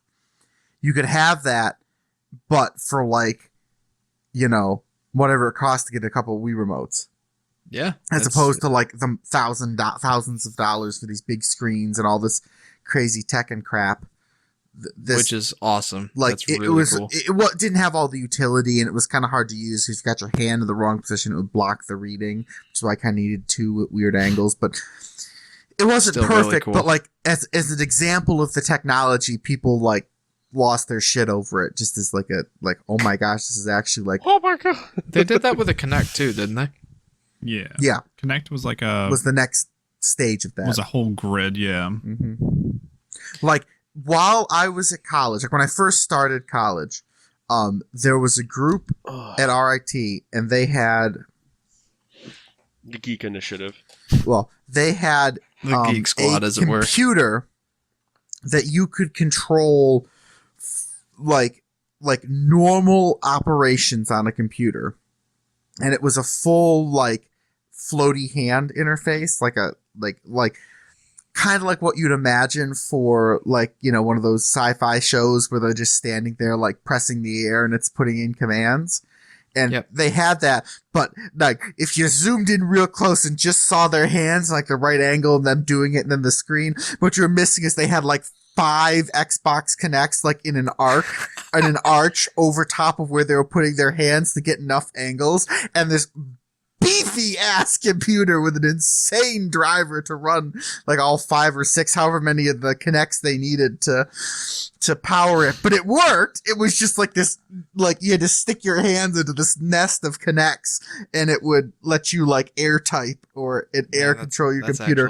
It was so cool, but it like tried to type in Microsoft Word and this computer's chugging like you're, you know, like you're playing like 5 screens of HD, you know, games or something. Like this computer's like, of course it was student written program. It wasn't super optimized or anything, but like you could do it with the tech, but you had to have like, but it was, you know, it was just really funny that was the kind of stuff people bought Kinects, not because they were going to play with them on their Xbox, but because they wanted to do crap like that. I just remember that when I was at college. That was like the because they were essentially cheap cameras with the right, you know, stuff in them to do motion Yeah, it was really interesting. It was. Oh, yeah. I wonder if I could find a picture of the setup. No, they'll take me forever. But well, I'm all set. Wait, no, never mind. At any rate, later. I think we've Tangent beaten again, this motion-controlled horse. yeah. Okay. Let's so move on let's to let's don't forget PS3 also had something like that. PlayStation Move controllers. Almost That's an what it was. exact the glowy ripoff. balls. You're landing planes. Yeah, exactly. Yep. The plane landers. landers. Basically, so like in the previous generations, how Xbox had to get like an extra adapter so you could play DVDs, or PlayStation needed an adapter to like play online. Now the other two are like, this motion control shit's going off. What's our version gonna be for the extra plug and play crap? Boop, boop, boop. Back up that truck, baby. What? Oh my Back up god! that truck. Yeah, come on, girl. Now back it up. That's the PlayStation Move controllers. Notice how Like, what? like ever since then, like I was gonna say like when you're advertising for VR, you do not show photos of someone playing the game, like from the outside, because Otherwise, you get one of those PBG VR videos. where you see like someone flailing their hands around with a TV strapped to their face. They're like, Oh man. and you're like, what I is like? can I'm gonna look like an show you absolute the twat word. if I if I get this Tiny thing. 'Cause, like, that's shimmer not the marketing. Like before, you'd show people like, "Oh, look at me happy while I play this game." Photos no longer for VR. No. All right. Mm. Any other thoughts on this generation? No. No, I think we beat this horse to death. Let's roll on Great. into the 8th. I want What kind of to horse? kind of speed through this one a little Yeah. bit more. Yeah. Um, Oh, fuck you. We gotta So first step of it up all, here. we had kind of a half jump. The 7.5 generation Yeah. is the Wii U, Yes. and that was More released like 2 years. PU. That was released 2 years before the PlayStation 4 and Xbox One. Nintendo thought they were going to get an early lead. They could not have been more wrong. That thing was a marketing flop. Like, nobody knew what the Wii U was. Nobody knew, like I remember talking to Chase even in like 2015, and I'm like, I got Smash Bros for the Wii U. He's like, now isn't the Wii U just another controller for the Wii? And I'm like, oh my gosh, people like that actually exist. Like, they actually do think that. Not gonna lie. But that was indicative of a lot of people back then. Yeah. And Well, the Wii U wasn't that much of an advancement. But what's really funny is Well, the the advancement of the controller. other So it's more systems. expensive because you essentially have a giant tablet that's your controller to play this thing. And it's not even like, oh, I could walk off to another room and play the game. It's like 30 you walk feet away across, if you're uninterrupted. Yeah, it's like, I'm going to walk across the room and lose signal. It's going to freak the fuck out. Well, so I much used to for do that in the apartment. Like, I would take the Wii U gamepad into my bedroom to play Mario 3D World, and nope, it was 2 rooms away. That's too much. Mm-hmm. So like, and just as a thing, like the gamepad was the most, like, I've held it as a controller. It's not, Fisher Price, anyone? yeah, it's not comfortable like if you're gonna hold it for an hour playing a game, like it's like this, and I have big hands, and this thing's like blah, blah, blah, blah, blah. I So- have big hands. So here's what I think happened with the Wii U, or why it failed so hard. Nintendo was trying to chase after that blue ocean demographic once again, and they tried to show some things that the gamepad could do, and they just did not land like the Wiimote did. People were confused. The Wii U's appearance was very Wii-like. Even in the promotional images, it was the Wii U gamepad front and center, and the Wii kind of like tucked nicely, neatly behind it. And people were like, "Is that a Wii back there?" And the marketing was also very bad. It was aimed at children, and Nintendo failed to realize that a good chunk of their audience was their growing hardcore older. fans who are in their 20s and 30s now. No, most of those. Do you guys remember in I think it was episode 2, I was talking about Yoshi's Woolly World, and I said, "Whoa-shi! It's a double Yoshi Exploshi!" That was the Wii U era of Nintendo's marketing. That is a very good summarization Send help. Call a of medic. Nintendo's marketing at that point. Bury Woshi. it alive. Don't let it walk away. But I will say the Wii U is actually pretty compelling, especially if you homebrew it, which I have. It is my all-in-one Nintendo console at this point. First of all, it is backwards compatible with the Wii. Second off, Okay. Virtual Console was awesome on that thing. You had a lot of games from NES, Super Nintendo, N64, not GameCube oddly enough, but when you hack it with the program called Nintendon't, GameCube compatibility. And there's a lot of things going for it, but not enough to really make it mainstream appealing. So I just wanted to gloss over that one a little bit. Let's move on to the main contenders of the 8th generation. PlayStation 4 and Xbox One. Daniel, you mentioned not exactly a huge leap over the PlayStation 3 and Xbox 360, and I would agree 100%. That leap I looked at for, I shit you not, 1 second. I just looked at it, I'm like, oh, cool, what's the new concept? They're like, same thing, only stronger. Look over at Xbox. Same thing, only stronger. And here's the both, thing, I'm like the leap with those two. And what was funny was I was going to go to college and whatnot, and the first thing came to my brain was, I'm just gonna take my computer and just play games on that. Yeah. Like, and Well, I'd probably have more power than both of those. Yeah, the early models especially. Let me just put it this way. I'm going to put this in an analogy. If the jump from the PlayStation 2 to the PlayStation 3 and the Xbox to the Xbox 360 was a Super Mario jump, the jump from the PlayStation 3 to the PlayStation 4 and from the Xbox 360 to the Xbox One is Captain Toad falling off a cliff. There was not exactly a huge amount of progress there. Yeah. Let's take a look at the CPU for those things, or the GPU, one of those two. They were like a Jaguar processor. Not a very powerful thing. And like Daniel alluded to, a lot of gaming laptops, even just regular laptops, could play games just as well as those things could do it. And this is the point where laptops were becoming much, much more consumer friendly. We're talking 2013 here, end of 2013. Laptops were becoming more mainstream at this point. There was not a ton of reason to buy the PlayStation 4 and the Xbox One for its power alone, yet they both kind of plowed forward with that sort of mindset. You know what's interesting, though, is at least for the PlayStation 4, it worked. 109 million units for the PlayStation 4.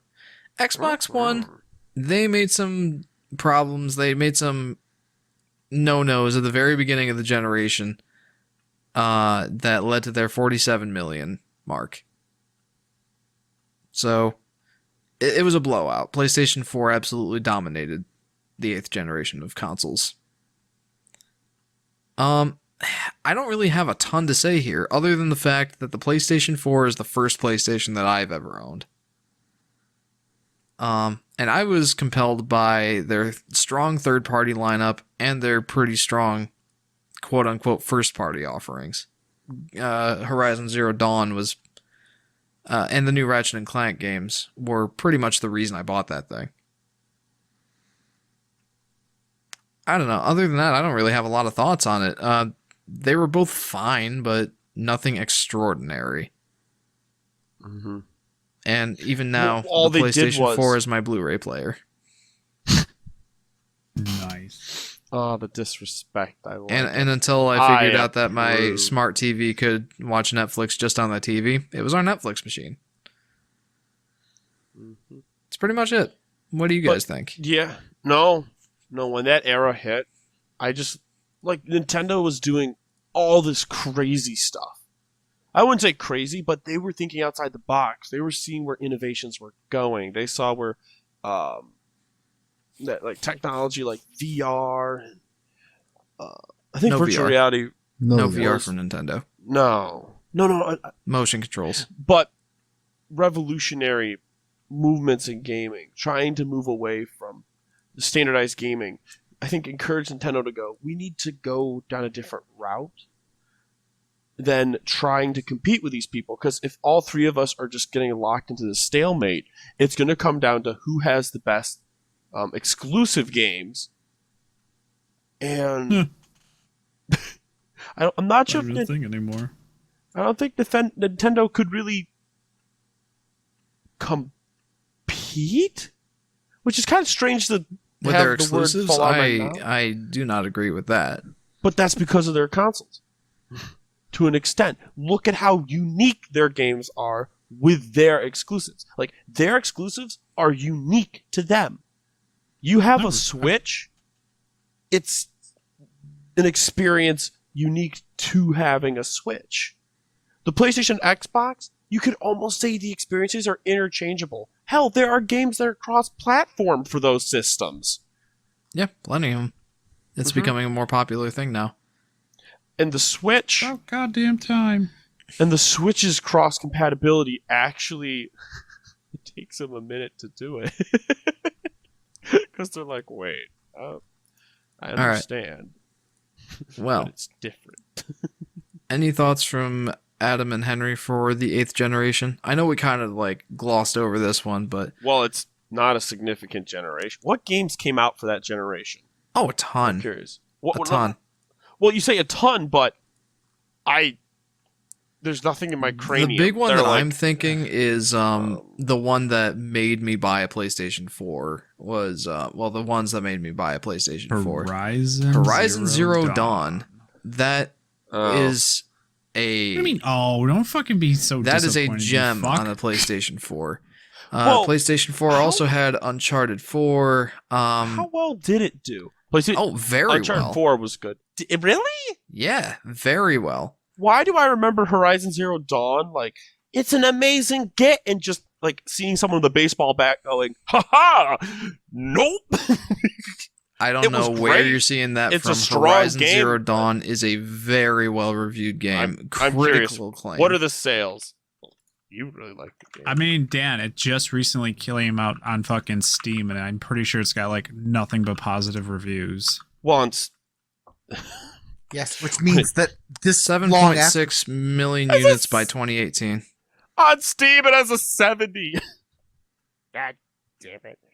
Although it 2 has years a after 96 launch, it passed 10 million like units this game. sold.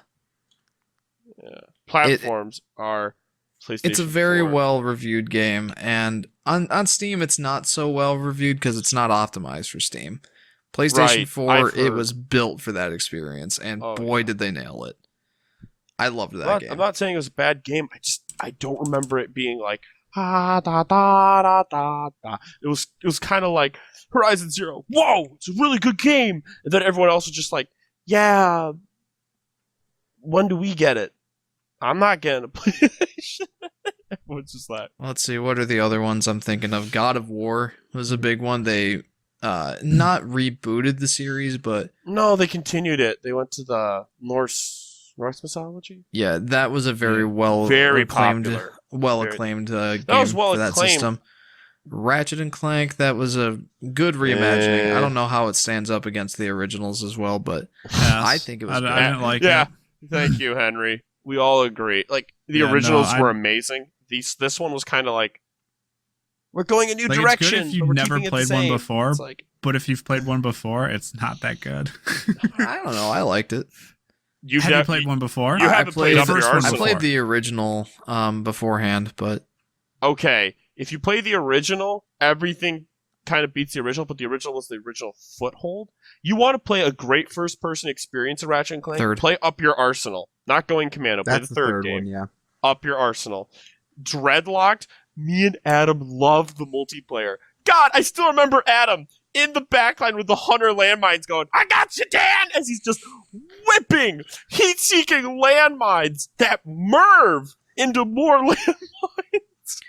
so here's one other thing I just thought of that I think that to your point, So Dan, good. like you're thinking there's not too many great games to be had on the PlayStation 4 and Xbox One. I disagree with that. There's plenty of games to play on those, but there's not a ton of exclusives. You're right. Thing is, What do you mean by exclusive, first off? games that are only available on one platform. Your Horizon Well- Zero Dawn for a long time was PS4 exclusive. God of War, Right. PS4 exclusive. Death Stranding Still originally is. was PS4 Is exclusive. God of War still? Yeah. Yeah, Oh, I actually it's have. not out I on have. any other consoles. I have the list here. So I don't wanna- Xbox One, however, Uh-huh. I can't think of any exclusives for that system. Mostly Halo, because but even The then, Halo you have series. PC that's that available came on out. PC now. Oh my gosh, Halo 4 just came out in Steam. Like what? 2 days ago? Yeah, but that still 3 wasn't days an ago? Xbox One exclusive. That was an a Xbox 360 game. Yeah, All Or right, was but 360? there's one other big factor here that I'm thinking about with PlayStation 4 and Xbox One in particular. And this Spider-Man. No. is Spider-Man's a good game too, but I haven't played it. I just know it's well acclaimed. Assassin's Creed's multi.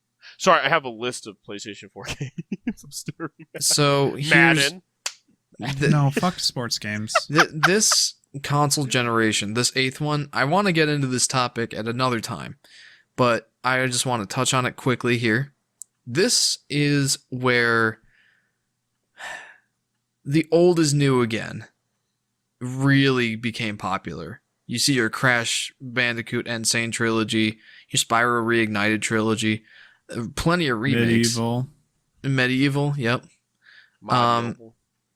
Even Ratchet and Clank was a reimagining of the first game. You could argue that it's not really a full-on game by itself. It's based on a different game or another Ratchet and Clank game. This is where you see remakes, remasters, reimaginings really taking off. Almost to Yeah. the, in my mind, almost to the detriment of new experiences coming out. I don't want to be a downer, but remakes, remasters, they're fine. Just don't make them the emphasis. And I find whenever a remake is being made, I understand it is important to pay homage to your past. That follow me on this. No. Fuck. there goes Dan's Good entire run. line of logic. Whee! But whenever a remake is being made, what you're doing is you're showing the system's capability to run a game that is already proven to run fine on a lesser generation, and also to sort of bring it forward in sort of the, like the gaming timeline, so it, you have more iterations of it later down the road, and because of the fact it shows that these games do well, it shows that there is an interest and people are willing to buy it again. Why not, create a whole nother experience dedicated to it? Like Jeffrey has done very specific sort of ROM Patches, hacks, ROM hacks. and My favorites right reimaginings. now are Super Mario World, Return to Dinosaur Land, and I'm really enjoying The Legend of Zelda: Perils of Darkness. Mm-hmm. Those are fun. And then we get problems where they realize this, and they do things like the Crash Bandicoot, or they come out with Crash 4. Like Henry was saying, how he's not excited for it. He was excited for it. He got it day Are one. you psychotic? I was super hyped. I got that shit day one. I am psychotic. Goodbye, everyone. Well, anyway, I do want to. I do want to get back to that topic at some point, but that is a topic for another day. But I think that really is what characterized this generation more: is that slightly better power, old is new again.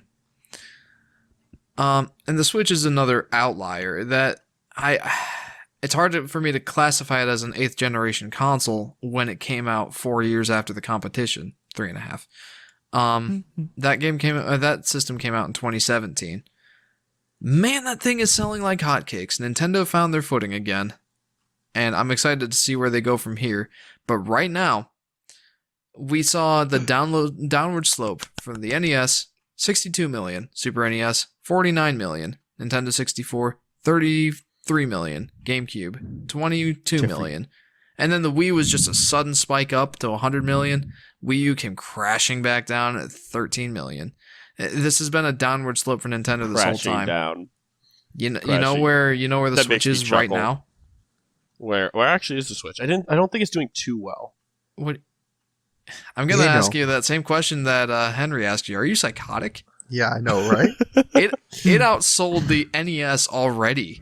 It's on pace to outsell Nintendo's best-selling home console of all time, the Nintendo People Wii. are willing to buy a giant Nintendo DS? That's not Fuck even yeah. close to what it is. I don't give Really? a fuck. If you're going to use that comparison, you're goddamn right I will. That thing's awesome. That thing, in the last 3.5 years that it's been out, at this point, 68 million units. It outsold the PS4 in Japan months ago.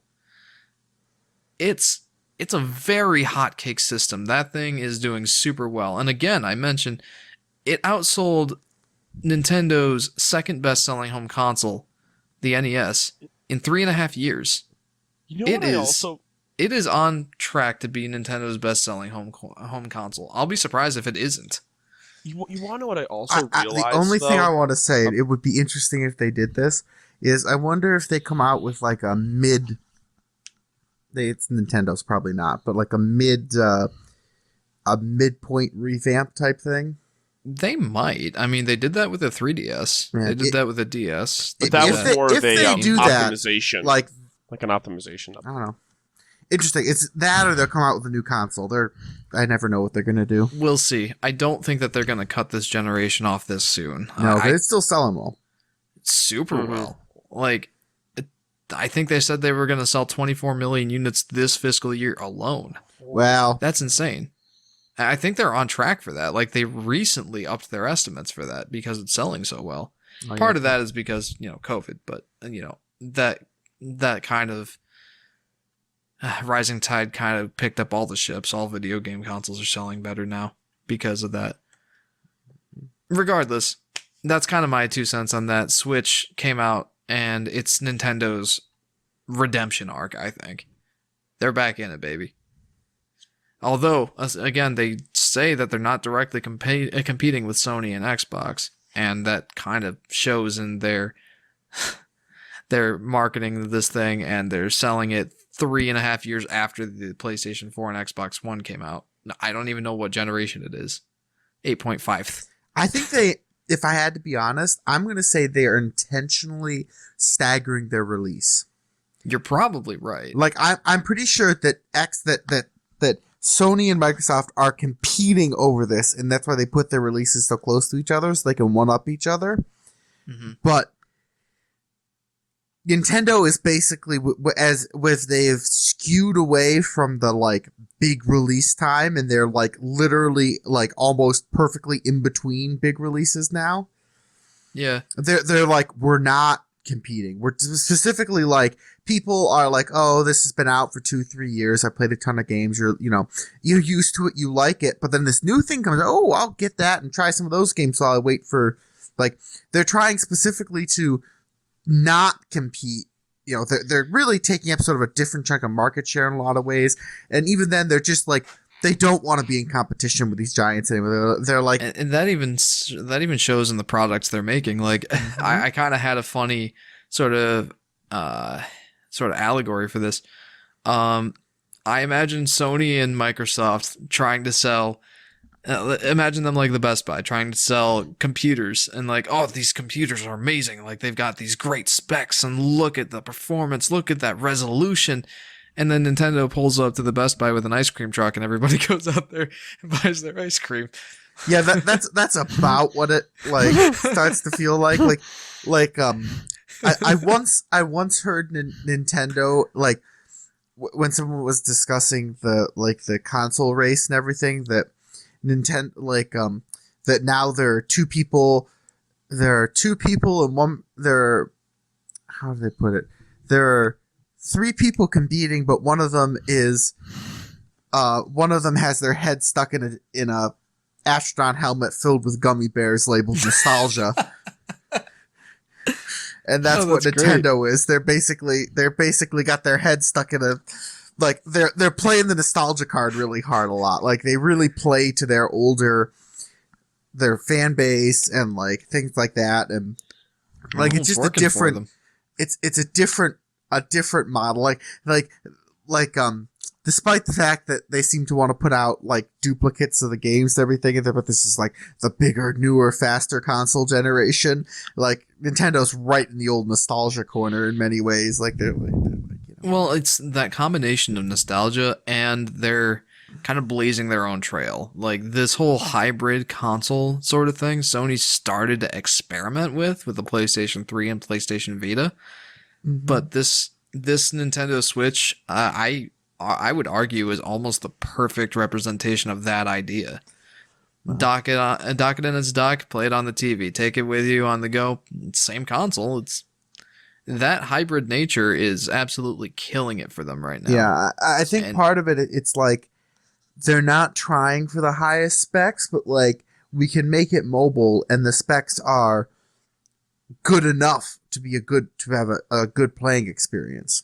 And we see some remarkable things happening with it. Like The Witcher 3 came out with like the definitive edition, take that as all the DLC included, was released on the Switch on a cartridge. All of it is on the cartridge, and it runs respectively on the Switch. That game is a graphical powerhouse on the other systems. Not so much on the Switch, but it runs, and that's good enough for a lot of people who want it portably. That's awesome. Yeah. But yeah, that's the Switch. The Wii U honestly was where it kind of exited out of the traditional console race, I'd say. Maybe even the Wii, but they're figuring it out now. Of course, that leaves us with the new generation, the quote-unquote next generation. And Retro Dude, this is where we're going to get to your question. Mm-hmm. So again, to kind of bring back Retro Dude's question, what are your views on the new console, PlayStation 5 and Xbox Series X/Series S? Are you going to buy one? Are you planning to buy one? Thoughts? Who wants to start? No. Fuck that. I got other places to be. As of right now, they're still releasing stuff for like PS4 because like Kingdom Hearts and the Crash and Spyro remakes were big reasons I even bought a PS4. And as far as I know, I don't think they have anything planned for PS5, so I'm good. Not Plus, those I didn't ones, even buy no. like a Not those ones, nope. No, not that I know of at least yet. And then I didn't even buy an Xbox One because there's nothing really exclusive on there anymore. You can pretty much buy anything off of the One on your PC. So that's pretty much out the door there. And I assume they're going to do it with the new... What the fuck's the new gen called for Microsoft? Xbox Series One S or X. some shit? Series X? Jerk off thing. So doubt they'll do that. And then PlayStation, maybe if they release something crazy good, I would expect them to. And then Nintendo's still jerking it to the Switch. So I already have one of those as well. So it's pretty I don't either. It's fucking like nothing's even remotely close. And Sony and Microsoft are nowhere's even like close to what their idea was for competition's sake. So Nintendo's like, well, we're pretty set right now until the hardware expires and we need to have a new and that's OS essentially. It's good. That's why I was saying like a midpoint release of it to like bulk it up a little bit might be an interesting take. Even then, A Switch Pro, as it were. Mm-hmm. yeah, some stupid bullshit like that, which in that case I guess could be fine. Faster load times and everything. So High yeah, I guess. resolution. Upscale Sure. 4K maybe, but Yeah, who knows? That's another topic. Another topic entirely. But I'm just saying that I was just gonna say that like especially with how so many games are being ported to it, and like you can't play a lot of these like you can play them on your gaming computer, but you likely can't play them on like your phone or a portable tablet or something like that. So like it's just this portable gaming system lets you play these games. Like that seems to be like a really big thing they're getting into, like moving a lot of games from like previous generations that you couldn't have on previous Nintendo platforms, and now all shifting over to there, and that's pulling in market too. Mm-hmm. Yeah, but overall, no, new consoles don't really interest me at this current moment in time. Plus, like you said, the fucking hard drive thing's blowing my fucking mind. Yeah. Okay, let's like now we can go back to that. All right, so I want to start out on this. Up to this point, it really has, excuse me, it really has been a power race, at least in the PlayStation 3, PlayStation 4 era. Like, honestly, especially with the PlayStation 4 graphics, teraflops, frame rates, those were a huge pushing thing. Teraflops. Teraflops, isn't that a fun phrase? Mm-hmm. Now, It sounds like now the thing with the PlayStation 5 and Xbox Series X that really set it apart is, wait for it, solid state drives. Wow. Gentlemen, how long have PCs had solid state drives? Oh god, probably like 5-6 years at this point, if that. Probably longer, honestly. But it So- cost way more. It wasn't as affordable. That was the big thing. Yeah, but they've been around for a while. Now, here's my thing. These systems, I'm gonna go ahead and answer Retro Dude's question for myself right now. My view on the next consoles, I think they're impressive in their own right, but not entirely compelling. At least not for me, not yet. I think that the SSDs, these are not just stock SSDs that you would pick up at a Best Buy. They're not stick it in your SATA port and call it good. That's not what Sony and Microsoft did. They really worked on their SSDs. Sony in particular has a very impressive transfer rate for that thing. It's like, oh, what was it? 5 point something gigabytes per second for their transfer speeds. It's very impressive what they're doing, and they're forming their games around that. Instant load times. Ratchet and Clank on the PlayStation 5 is really showcasing what that SSD means for the game. Instantly loading whole new worlds to jump through these Nexus portal things, and it's very impressive. Thing is, frankly, I don't care so much. I mean, if you're going to format the game around it, fine. Ratchet and Clank looks to be an interesting experience. I look forward to seeing what that's like. How many games do you think are really going to do that? Not many. Less load times is great. Not super compelling. I grew up on dial-up. I'm a patient guy. I can sit through a few loading screens. You can. Yeah, 4K 60 FPS. I'm good with my 1060 or 1080 or 720 60 frames per second. Dang. Frankly, I don't care about 4K. That's not a selling point for me. 4K is also extremely hard to support at a hardware level. Right, and like these game consoles are like chugging their way through it. They're doing a good job of it, but again, it is not a selling point for me. What it really comes down to is the uniqueness of the hardware and the games. It really does come down to the games. Now, in all fairness, Sony does have more exclusives than Microsoft at this point in time. However, I'm going to put a big old asterisk next to that. The PlayStation 5, its current exclusive lineup, I'm going to miss a couple because I don't have a sheet up in front of me with a list or anything. What the fuck, Jeff? Their current lineup for their exclusive games are the Astro Boy thing. No, the Astro's Astro Playroom. Boy. Not Astro Boy. I'm sorry. Astro's Playroom is one of their exclusives. Spider-Man, Miles Morales, quote unquote exclusive.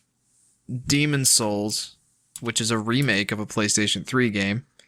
Woo. And help me out here. What's the other one? There's one more. There's got to be one more. I don't remember. I straight up don't remember. but the one true exclusive on that list Send help. is Astro's Playroom. Oh wait, Little Big Planet. The Little Big Planet 3D game. That one's out. So tell me this. Those two truly exclusive games, Astro's Playroom and Little Big Planet, are those really going to be a selling feature? No, not for me. Absolutely not. Miles Morales, it is available on the PlayStation 4. Demon Souls, if I really cared about that game, PlayStation 3's version is just fine. And even the games that they promise that are coming, the one that I really care about is Ratchet and Clank. Horizon Forbidden West, a sequel to Horizon Zero Dawn, is coming out. Guess what system it's also available for? PlayStation 4. Oh. It's coming out on the PlayStation 4. The new God of War, no confirmation on this, but that might be their next PlayStation 5 true exclusive game. Might not be. Might also be on the PlayStation 4. Who knows? Final Fantasy 16. That's coming out on the PlayStation 5, but in their press conference showing off that new game, it said console exclusive on PS5, and then in tiny print below it says also available on PC. Guess what? That's where it's going. That's where these consoles are going. Exclusives? What are exclusives? Their games aren't enough to sell me on the systems anymore, because I know that those exclusives won't be exclusive for long. So Also, Go ahead. Jeff, I have to bounce back real quick, SSDs have started being incorporated in computers since like 2005 or 2005, so like 15 years ago. Cheapers. So wait, guess what? we These just talked SSDs about are the not all that 2005. exciting. Wasn't that Every- back when the PlayStation 3 came out? I'm sorry? Yeah, PlayStation 3 came out in 2005. Yeah, Now, in all Yeah. fairness, like, they haven't become real consumer friendly in their prices and availability until fairly Yeah, stability recently. and all that stuff. But Mhm. again, that's my thought on the PS5 is like it's not all that exciting for me. The next most exciting thing is, well, it's backwards compatible with PS4. I can put essentially any PS4 game in there and it'll play fine. Great. If I ever want to upgrade from my PS4, that's fine. I don't have a reason to right now though. And I mean, if nothing else, it'll entice people to buy a PS5, and then they could buy PS4 games as well as 5 games. yeah, that And it would be a better technology, so the read-write speed would be faster and everything. yeah, so. there are definitely upgrades, but those upgrades aren't enough to get me excited. I will sit through my 45-second Horizon Zero Dawn load screen. I don't care. It plays just fine. Yeah, I don't need but- the PS5. You also have a PS4, so that's why it's less enticing to you. Yeah, me and 108 million other people. Yeah, no, 100%. But like, if you were like a Xbox One person and you wanted to get into like those Sony exclusives and everything, and it's Oh, like, I sure. don't like what Like- Xbox has coming, or like, I bought a gaming PC. Now I don't really need my Xbox for the next gen kind of thing. I could get a PS5 and then get the new gen and last gen games all in one thing. Yeah. So you might be able to Yeah, like see the that's a sales from selling like the point Xbox for- One into the Sony's world. Yeah, that's definitely a selling point in that point, but as someone who has a PlayStation 4, Yeah. count me out until a PlayStation 5 Slim comes out and is cheaper and is smaller. That thing is huge. Even then, I don't even like I said, it would and depend on what the games are. Yeah, they need to have some exclusive games that really get me excited. That's why I bought my PS4. They don't have that on the PS5 yet. And Xbox Right. Series X, even less exciting to me because there are truly no exclusives on that. The one exclusive that was supposed to come, Halo Infinite, that's a I don't laughing know. stock right now. That's not even close to happening right now. And honestly, hardware wise, I think I like the Xbox better. At least the Series X. I think I like the design of it better. It has a bigger hard drive, and I don't know, like it's just more appealing to me. But overall, like the PlayStation 5 has the better controller, and it's got at least 2 games that are truly exclusive. Of course. Now, remind me here, isn't the PS5 digital only is the same storage as the one with the disk drive? Yes, 830 gigabytes. Yeah. Essentially, Your it's a arbitrary terabyte, number? and probably the operating system isn't included. Important thing No. Yeah. Like that is the entire size of the SSD. The Okay, hard and there's drive no actually, operating system on it? Or is there? There Because if- is one. Like well, then that's gonna take a your chunk. operating space is like 600 and some gigabytes. Yeah. What's the operating space on the Xbox? About 850. Okay. So That's so random. It's such a random ass number for It hard is. drive space. It So is. I blown don't away. know what the point of that was. no. Anyway, and then the digital only version of the Xbox has half the storage of the big one, and it's going to be running the same operating system, which means that 250 or the 150. 150 gigs is coming out of that 500. You'll really You've got have like 350 350 gigs to play with on your Xbox Series S. Mhm. So I think what they were going for was with that is that your Xbox Series S is your 1440 machine, your 1440p machine, whereas Xbox Series X is your 4K 60 FPS machine. Now, that doesn't mitigate the fact that it's a small hard drive. That's not going to do you much good. Like, So- that's 2 games. I'm going to casually interject a really No. interesting fact that a topic keeps getting brought up again and again and again, which is why I consider the console wars to be a joke. Because every single time you guys talked about a game, you said the words, "Oh, I would get the console if the games were good." And I'm sitting here going, Or existent. or existent even, and that shows why I switched over to PC after a time. Yeah, the console has quote unquote exclusive games, but those are hit and miss, might work out, might not. And right here, I brought this up on my computer. Here's a list of the best-selling PS4 games, because I had this up for a while, but I'm going to interject this. Number 1, Grand Theft Auto 5 sold 20 million copies. Makes sense. Grand Theft Auto 5 came out in 2014. It was on the PS3, Xbox 360, came out on PS4, Xbox One. Right, It is now but- going to the PS5 and Xbox Series X. But the Right, most but this important is the part of best- this puzzle, it's on the PC and has been for a long time. Yes. And this is one of the best selling PS4 games. And now we have underneath it, this is a PS4 exclusive. Uncharted 4 sold 16 million. It's a good game. 2016. And that one truly Yes, is it was a- exclusive. Yes, that one is 100% exclusive. And then you go down, the next one, this is where it gets interesting. Call of Duty Black Ops 3, 15 million. Oh yeah. Red Dead Redemption 2, 14 million. Ooh. Call of Duty World at War 2, 13.4 million. Marvel Spider-Man, which is a PS4 exclusive, 13.2 million. Now, what's interesting is if you look at the exclusives, just the exclusives, also God of War's underneath Marvel's Spider-Man, the God of War, which is an exclusive. The dates on them. Uncharted 4 was 2016. Marvel's Spider-Man, which is number 6, is 2018. Daniel, you need to think of some bias. This is a bestseller of all time list.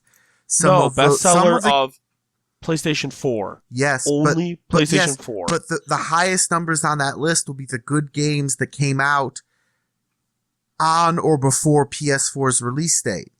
Because if a good game on PS4 came out a year ago, it's only been selling for a year.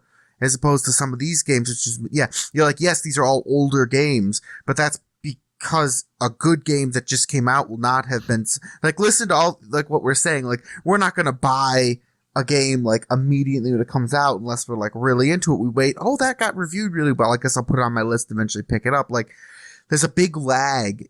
So, like, yes, these are, those dates are older games for the PS4, but that's because on a, like sales over like a grand total sales on that console, they've been out the longest for people to buy, as opposed to a game that came out more recently. I still want to hear Dan out on this. Like, he's Keep going. going somewhere with this. Mm-hmm. And then we got the fun ones. FIFA 18. Yeet that. That's number 8. Number 9, The Witcher 3. That's not an exclusive. Horizon Zero Dawn and The Last of Us are tied for 10 at 10 million. All right. Okay. So what was your Last point? of Us 2014, Horizon Zero Dawn 2017. Mm-hmm. Let me ask you this. Number 14. When you say The Last of Us, that's the remastered version of the PS3 Yes. game, correct? Correct. That is the remastering. Sold 10 million. So what's your point?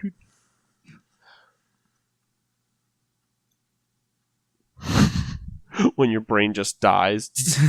Flop. It happens sometimes. Well, my point Shit, is... you called my bluff. My point is, games for the PlayStation 4, a huge number of them that did well were not exclusive to the PS4. Yeah, which ones of those were exclusive? About Uncharted half of that 4. It's all here. Uncharted 4, exclusive. Marvel's Spider-Man, exclusive. God of of the War, top exclusive. 10, of which there are technically 11, because we The have a top tie at 10, 10. the places 1, 3, 4, 5, 8, and 9 1, 3, are 4, all 5, 8. non-exclusives. So for the half of them, PS4. because there's 11, so it doesn't break even. And 10 is So two. half of the Correct. top selling games are exclusive, and the other half are not. Not. Right. Are we starting to see kind of an end to game exclusivity? Well, I mean, exclusivity A little bit, limits yeah. exclusivity limits a market because you're putting a entry fee into having access to certain games. Now, that's not a bad idea if the games on the other side are appealing enough. However, in a day and age in which people have gone to PCs and there's a huge collection of games available, your game has to be something exceedingly special to really compete in this world. And Grand Theft Auto 5, was a knock 'em out of the park, open world, huge game. Call of Duty Black Ops 3 was another huge, massive game. so But those were not exclusives. Continue. no, Let me go, say go, it. go. Finish your bit. I just want Go to games like Marvel Spider-Man. Okay, in this group of all these different people, who's played Marvel's Spider-Man or was interested in it when it came out? I was interested. Okay, you were interested. Hen? No interest. Adam? not really, but then not my type of game. I literally looked at it for 2 seconds, went, oh, cool! It's just like all the other Spider-Man games, but better graphics. No, actually, it did. It was much better than most of those other Spider-Man games. I heard it had a really good storyline and whatnot, but I just looked at it and went, People oh, were geez, that's impressed so with that game. cool, but I can't get it unless I pay an entry fee of freaking whatever PS4 is these days. Around $300. 300. I have to pay an entry fee of $300 before I can pay another freaking $50 20. to play the It's game. 20 right now. Oh, it's 20? It's a PlayStation Okay. Select. So I have to pay $320 to play Marvel's Spider-Man, which at the end of the day, you're like, are there other freaking games I could play that are like that? And like back in the early games of the war, War of the games, War of the consoles. Console wars. Right. Back then, games that were exclusive, that entry fee, there was no experience like it. So paying that entry fee for that experience, plus being guaranteed that there'd be more to come, was really enticing. And these days, the fact that games are just, to a degree, not bringing forth anything new to the table, unlike Horizon Zero Dawn, that brought something new to the table, which, yes, intrigued us. But there's so many games for the PlayStation 4 that just kind of went, like right by us, that didn't notice. Like half the exclusives were what sold, half of the non-exclusives were what sold on PlayStation 4, and half were exclusives that sold on the PlayStation 4. Right.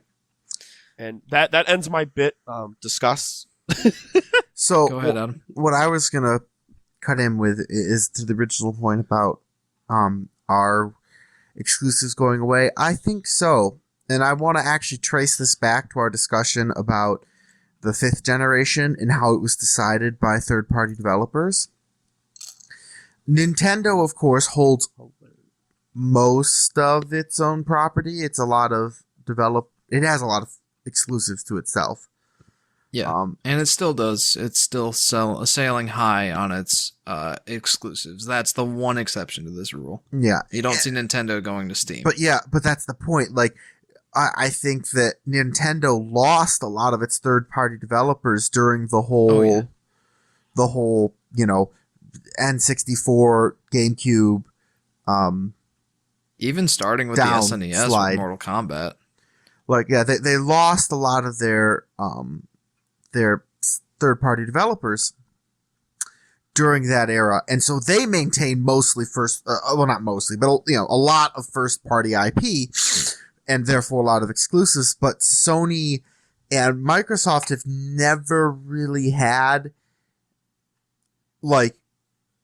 third-party.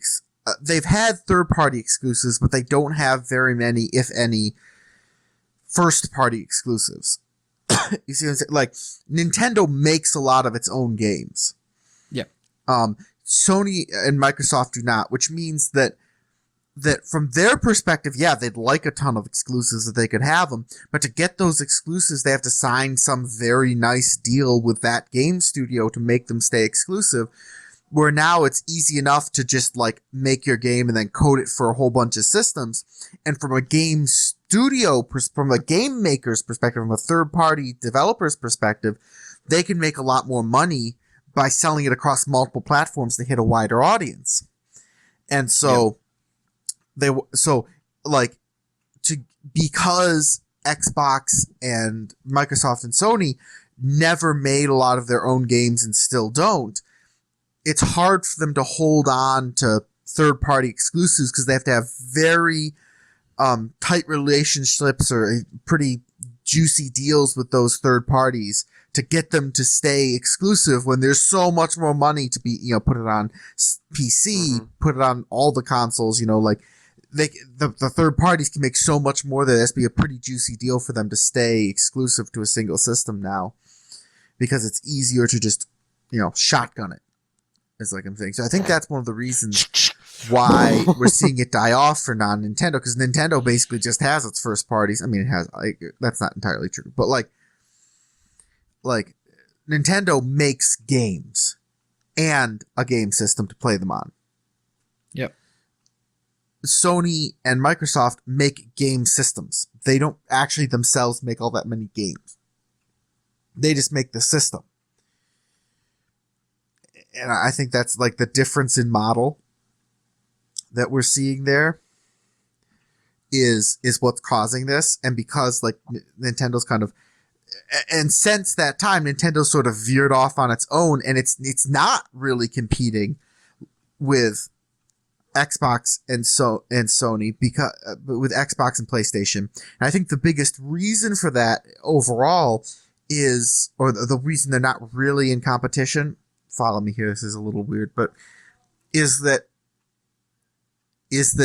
Sony and Microsoft are competing to be the console you have, but are essentially fighting like most of the games. Half the bestsellers, like half of the games or more you play on your console will be available elsewhere. So they're fighting to be the thing you play games on. Okay? Like they're trying to like fight with each other about buy this so you can play, games on it, and it's better because of these technical specs. That's why you want to be playing your games on this console instead of these others. Well, Nintendo is more like, we're making all these wonderful games and we're selling them to you, and you're going to need this console to play them, but they're making the games and the console. They're not just making, like, Sony and Microsoft are competing in, we want to be the console that you play your games on. And Nintendo's over here, we're making games and the console to play them on. And so it's almost like a different market share now. Like Sony and Microsoft have sort of lost their exclusives. They're sort of a platform on which you play games. When Nintendo's like, here's, this gaming platform, and yes, you can play other games on it. The Switch has really picked up a lot of stuff, but they're also like, and all these games we make that you probably want to play are on here. So like for them, it makes sense to have a ton of exclusives because it's all their consoles. They want to sell their consoles, so it's like a synergistic because it's all their IP. And so,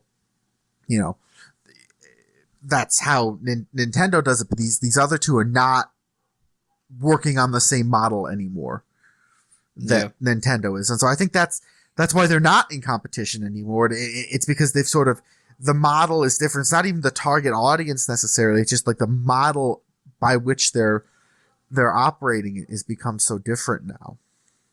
And that's, I think, a very interesting distinction. I think it harkens back to like how Nintendo like eventually split up, basically saw, I assume, and this is an assumption, but Nintendo basically saw like Atari and Sega and all these other companies that we could bring up that were not as successful, like dying on the ropes during that, coming through towards the Wii, like 64 into GameCube, and they're like sliding down, and they're like, they started very high, on the mountain here, and they're watching all these other people, they're all sliding down the hill, but Nintendo started enough higher that they're looking the people that are sliding down the same hill, but they started lower, falling off the cliff into oblivion. And they're like, we need to change course. Like, and they had enough time and, they were far enough up the hill that they had time to like, this is not the course, and like, shifted over to like a different sphere, tangential, but different area almost. Like that's kind of the analogy I see it. Like they had time to course correct, and they're kind of off on their own now as compared to these other two, which that's kind of reflected in the code names up until the Wii. Like, I don't know what the code name for the NES or SNES was, but the Nintendo 64 was Ultra 64, just another word for like, oh, it's better. And then the GameCube was Dolphin. I don't know why it was Dolphin, but like you said, they saw the need to change course, and then they codenamed their Wii Revolution. So, yeah, just to give you some credence for that claim. Yeah, and so basically, I think that Microsoft and Sony with their Xbox and PlayStation are competing over a very, very similar market share, and there's not a lot of exclusives left between them.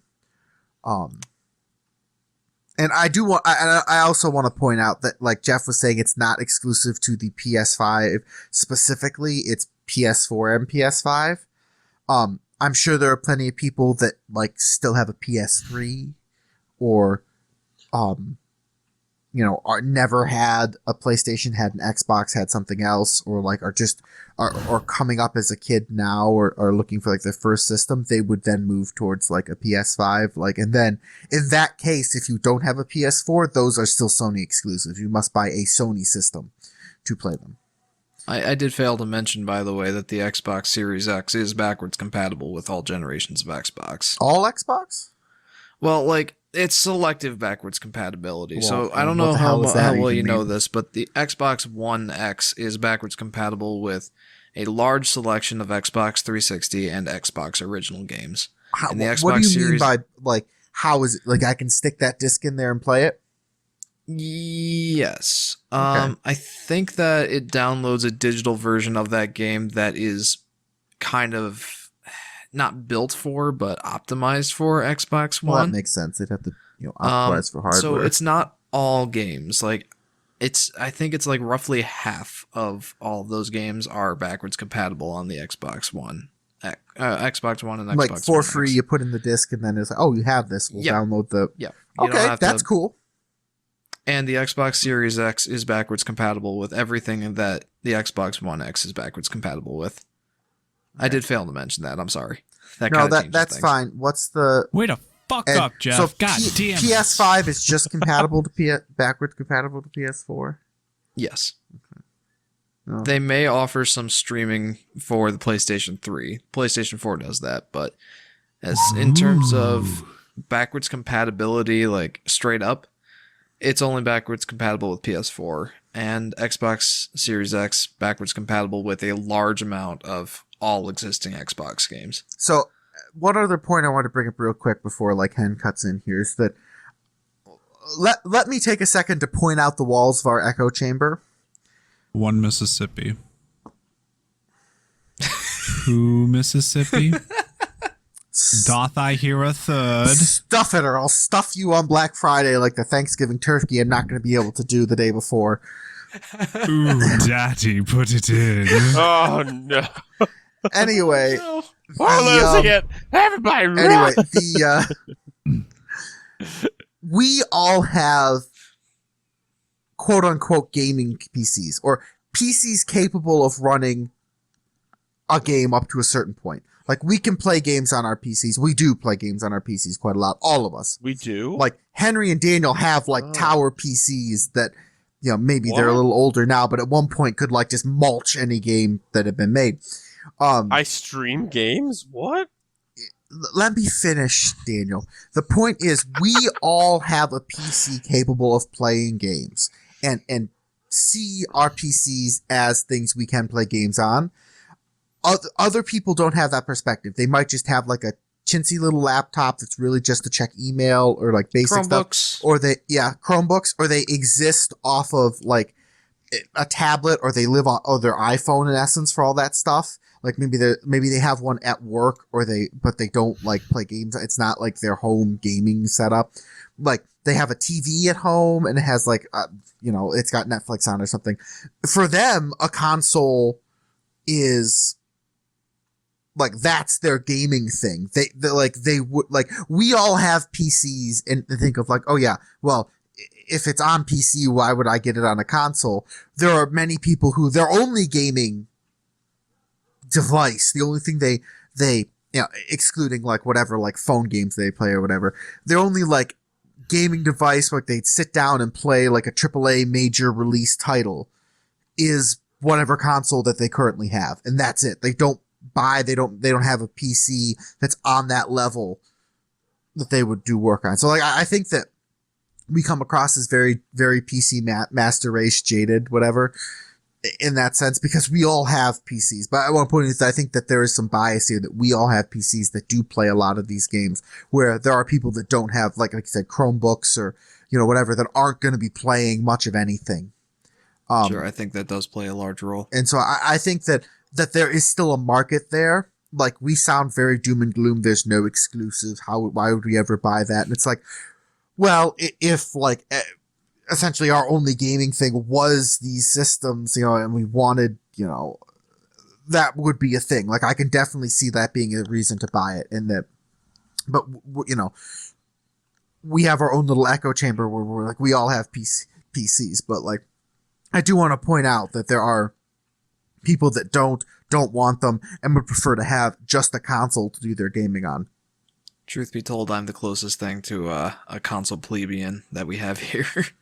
I have a PC, but I play next to no games on it. Well, you do play, like, you emulate stuff and you do stuff like that. Yeah, that's true. And then let me point out that like emulating older games is not difficult, really, but it is. No, I mean, I can do it on my 3DS. Yeah, but it requires some amount of technical know-how. Yeah. And I don't mean that in the sense of like it's actually all that complicated. Like, you can very much follow the step-by-step guide and get there. It's not hard, but like you have to understand that it's possible, and like understand that you are that it's like you have to understand that it's possible and that you can do it, and that it's not like there are a lot of people who would like well, I emulate games on my PC, and they think you're like that's like an insanely difficult coding intensive task to pull that off, and it's not. But like many people have that perception. I mean, making the emulators is definitely a thing. But nowadays, we could use other people's emulators. All we do is just download an emulator, pick a ROM, and have at it. Yeah, exactly. I'm not saying we're doing the emulation, but yeah. But when people think of video game emulation, they think of the actual coding to make the emulator, and don't realize that I also want to say that like we do a lot of that kind of stuff, and other people will be like, "You can do that?" Yeah, that's true. What? Like we are very, I would say, very tech savvy. We have an IT person, 2 engineers, and Daniel. And damn, shots fired. I'm sorry, I couldn't come up with it. It was something to say for him on short notice. My brain blanked. Daniel started out college going for computer programming. Computer so like engineering. he is tech savvy. Like, I didn't mean that to come across like shots fired, but like now, but one thing that is nice about consoles, especially at a multiplayer standpoint, is hackers in a sense. Specifically for like Call of Duty, people who use like wall hacks and aimbot and all that kind of shit. It's a lot harder to have someone hacking using one, like being on a console, because then they have to modify the physical hardware of the console in order to be able to do it. At least that's how it was for older. Yeah, and so if you've never experienced how to do it on a computer, it could seem like monstrously difficult. Yeah. PC's a simple, I'll download this application and then it's just running in the background doing what it needs to. It's so much easier and simpler for it. Yeah. I mean, yeah, a lot of games have now implemented like an anti-cheat search engine kind of thing, but I'm sure they have workarounds for that because they know what it's looking for. That's a classic arms race. Like, they try and create a better, and then they figure out what they did, and so they figure out a way to search for it. That's the class. But that's... the point I'm trying to say is that like our whole perspective is like, between the 4 of us, we could, like, given several years, locked in a small room for several years with a great deal of paper, between the 4 of us, we could figure out how to build a computer and program it from the ground up. It would be nothing like a modern computer, but like we could get like a little 8-bit system knocked together if we had a couple. Like, theoretically, we have the technical know-how between the 3 of us. But with Henry has has coding expertise, and like I know how a chip is made. Jeff has more of the structural from electro. Like, between the 4, like, we have that sort of knowledge. So like, we are relatively tech savvy. We're not genius coders by any stretch of the imagination. Well, Henry is. Wait, we're not? We can give that to him. Like, Henry can do coding more than like we do some coding. Like, we understand the idea. Like, that ain't true. Like, I'm being a little facetious. To make a long story short, the like, point is, we're coming from different very place than like a console gamer would be. Like, we're far from being just reliant on consoles, so our opinions on the console race is going to be a little different than someone like we see a console. Their main machine is their PlayStation 4 Yeah, it's or fucking 5. stupid. We see a console as like a inflexible gaming computer in essence. Like, we could build a gaming computer that has buy in the parts and assemble a computer that has those specs or significantly better than those specs and do a lot more with it and have a lot more options. Exactly. That's how we see it looking at a console. But like, to steal a quote from one of my electronics professors, most people see it as the magic box out of which stuff comes. And if smoke comes out of the magic box, you have to run to the micro E to put the smoke back in the magic box. Like, to steal a quote from my electrical engineering professors, like that's how most people see it. And we have a slightly different, we're slightly more tech savvy. We're by no means geniuses at this type of stuff. We're like super, into like all the nitty gritty and details, but like, and we see ourselves as not into the nitty gritty and details and sort of one far removed from all that sort of technical stuff most of the time when it comes to gaming. But to a lot of people, we're wading in hip deep in crocodile infested waters. So just to like, because I feel like the last few conversations have sounded very echo chamber. We were all like, yes, we don't see how these consoles can exist without more exclusive games, some big draw. Understanding they do have other purposes and other people will see them significantly differently. Yeah, I think that's an excellent point. Like, so yeah, I honestly think that a lot of the conversation for how consoles are starting to become irrelevant, I'll admit I've been one to drink the Kool-Aid on that. Mm-hmm. But you know, that here's kind of my club narrative is membership. driven Here's my by funny hat. people who, like Adam said, have a PC accessible, and you know, we see it, and a lot of people say YouTube influencers, they see it like, we have a PC. What's the point anymore? But like Adam pointed out, a lot of people are not in that same boat. So take what we say here with a grain of salt. In other words, I wanted to point out the bias in our perspective before we got too deep. Now let's go back to smacking up on the consoles. I got my stick ready. Well, I mean, I would say that I'd agree with you, but we're at 2 hours and 40 minutes, my friend. Oh, never mind. Dang it. Well, put the stick away. Yeah, we'll save that stick away. We'll save that stick for later. But well, first let's hand the stick over to Henry. I think he deserves some last a shot on this. I'm just sitting over here. The newest gen consoles? Or yeah, like, the newest, about? the stuff that just came out, the PS5 and the Xbox alphanumeric soup. I mean, I think it's just hot shit at this point. I mean, like, what? There were those videos of like the new fucking Xbox already having smoke billowing out of it. I think it was like a hoax for the most part, but if it is true, what the fuck? Like, we're gonna release a console that could just catch fire like that? That's psychotic. That's just asking to burn down people's houses on Christmas Day. It's catching fire, but electronics can smoke because if you overheat the chip, the plastic will start to emit smoke. Have you seen how much smoke was coming out of those No, videos? I haven't seen that video. I have cooked microchips before by wiring a board wrong, or my personal favorite, in my final practicum, I was given a chip that was defective because I had it hooked. It was a very simple chip. I had it hooked up perfectly. I had the professor check afterward because I was like, how did I burn up like all these chips? He goes, well, this limiter chip is defective. It apparently is a defective. And I was just like, there's quite a lot of smoke that comes out of apparently nowhere. Little teeny chip. Lot of smoke. But that's if it's defective, right? Like, yeah, that was which is even more concerning. Yes, well, no, like the single chip was defective, and there was one little defect, but then because it was linked into all the other chips, it cooked several of them in one shot. But if once again, if that is the case, then they're releasing a product that is defective in some way, form, or fashion that is clearly causing issues. Yeah, no, all I'm saying is it's not like it could be putting out a lot of smoke and not actually catching fire.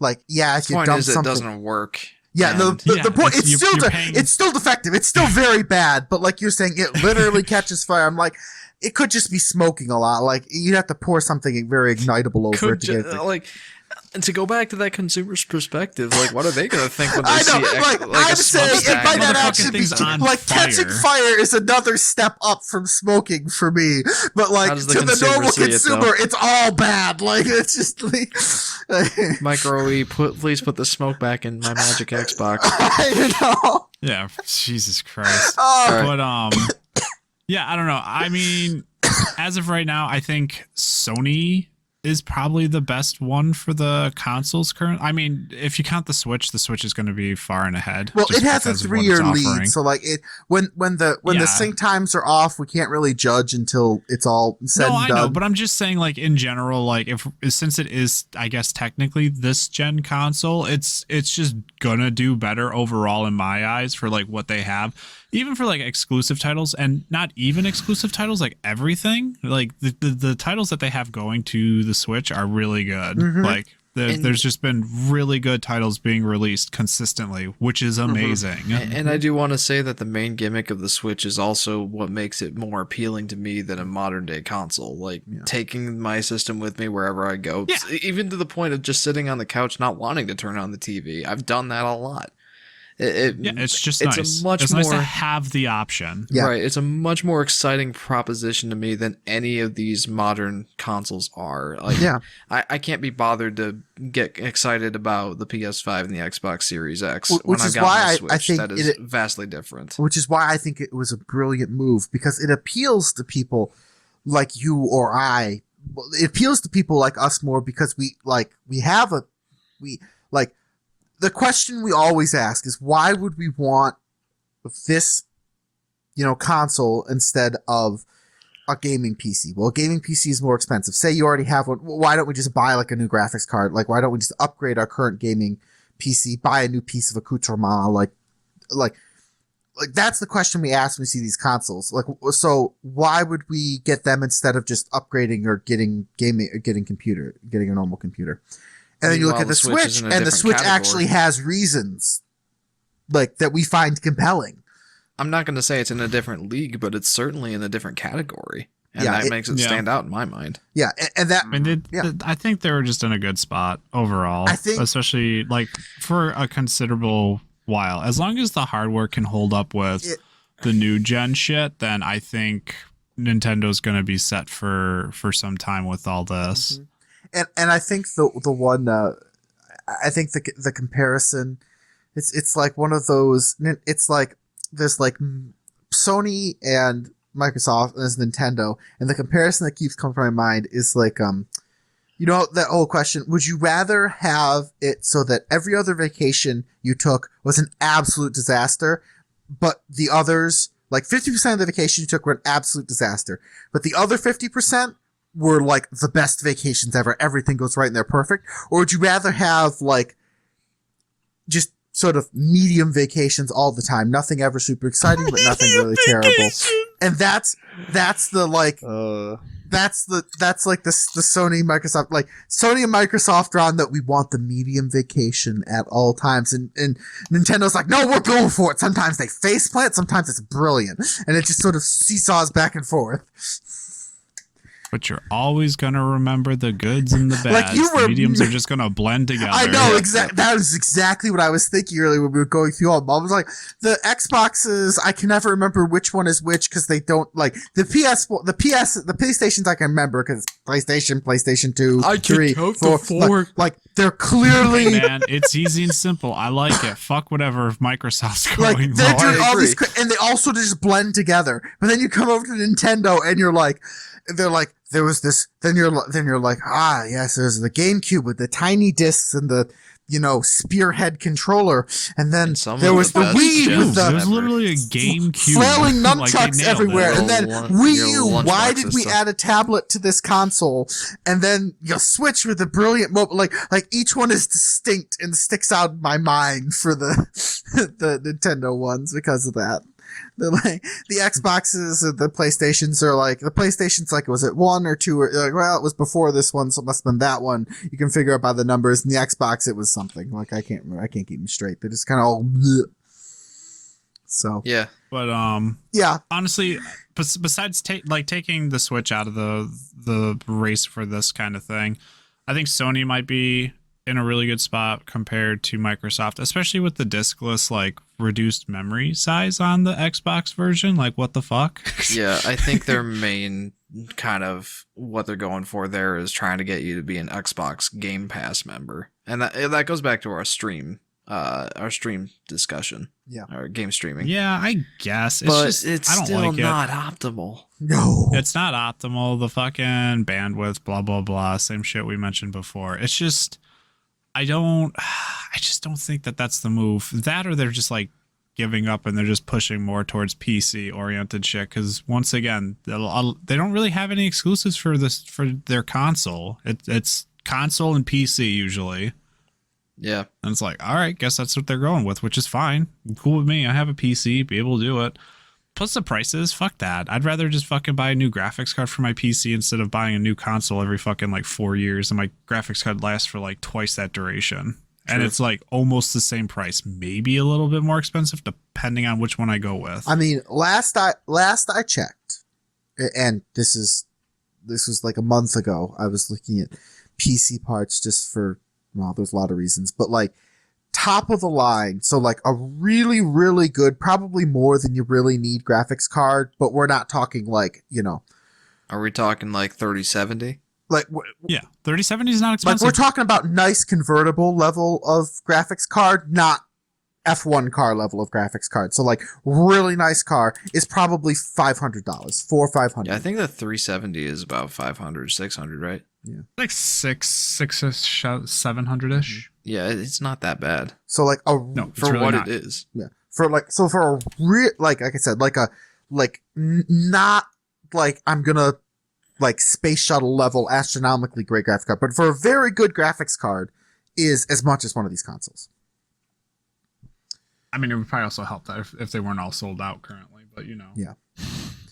But like Small things. the point I'm trying to say is that yeah, if you're upgrading a PC, like, so say you over this time, like it adds up. Like you're gonna run this PC for 10 years, like that's 2-3 consoles you're gonna be going through in that time, depending on your spec. Like it's probably more expensive initially, but then also you're not just using it for gaming. That's like a side. That's like that. You're doing a lot of this. Like, Jeff, how much so is one of the new gen consoles?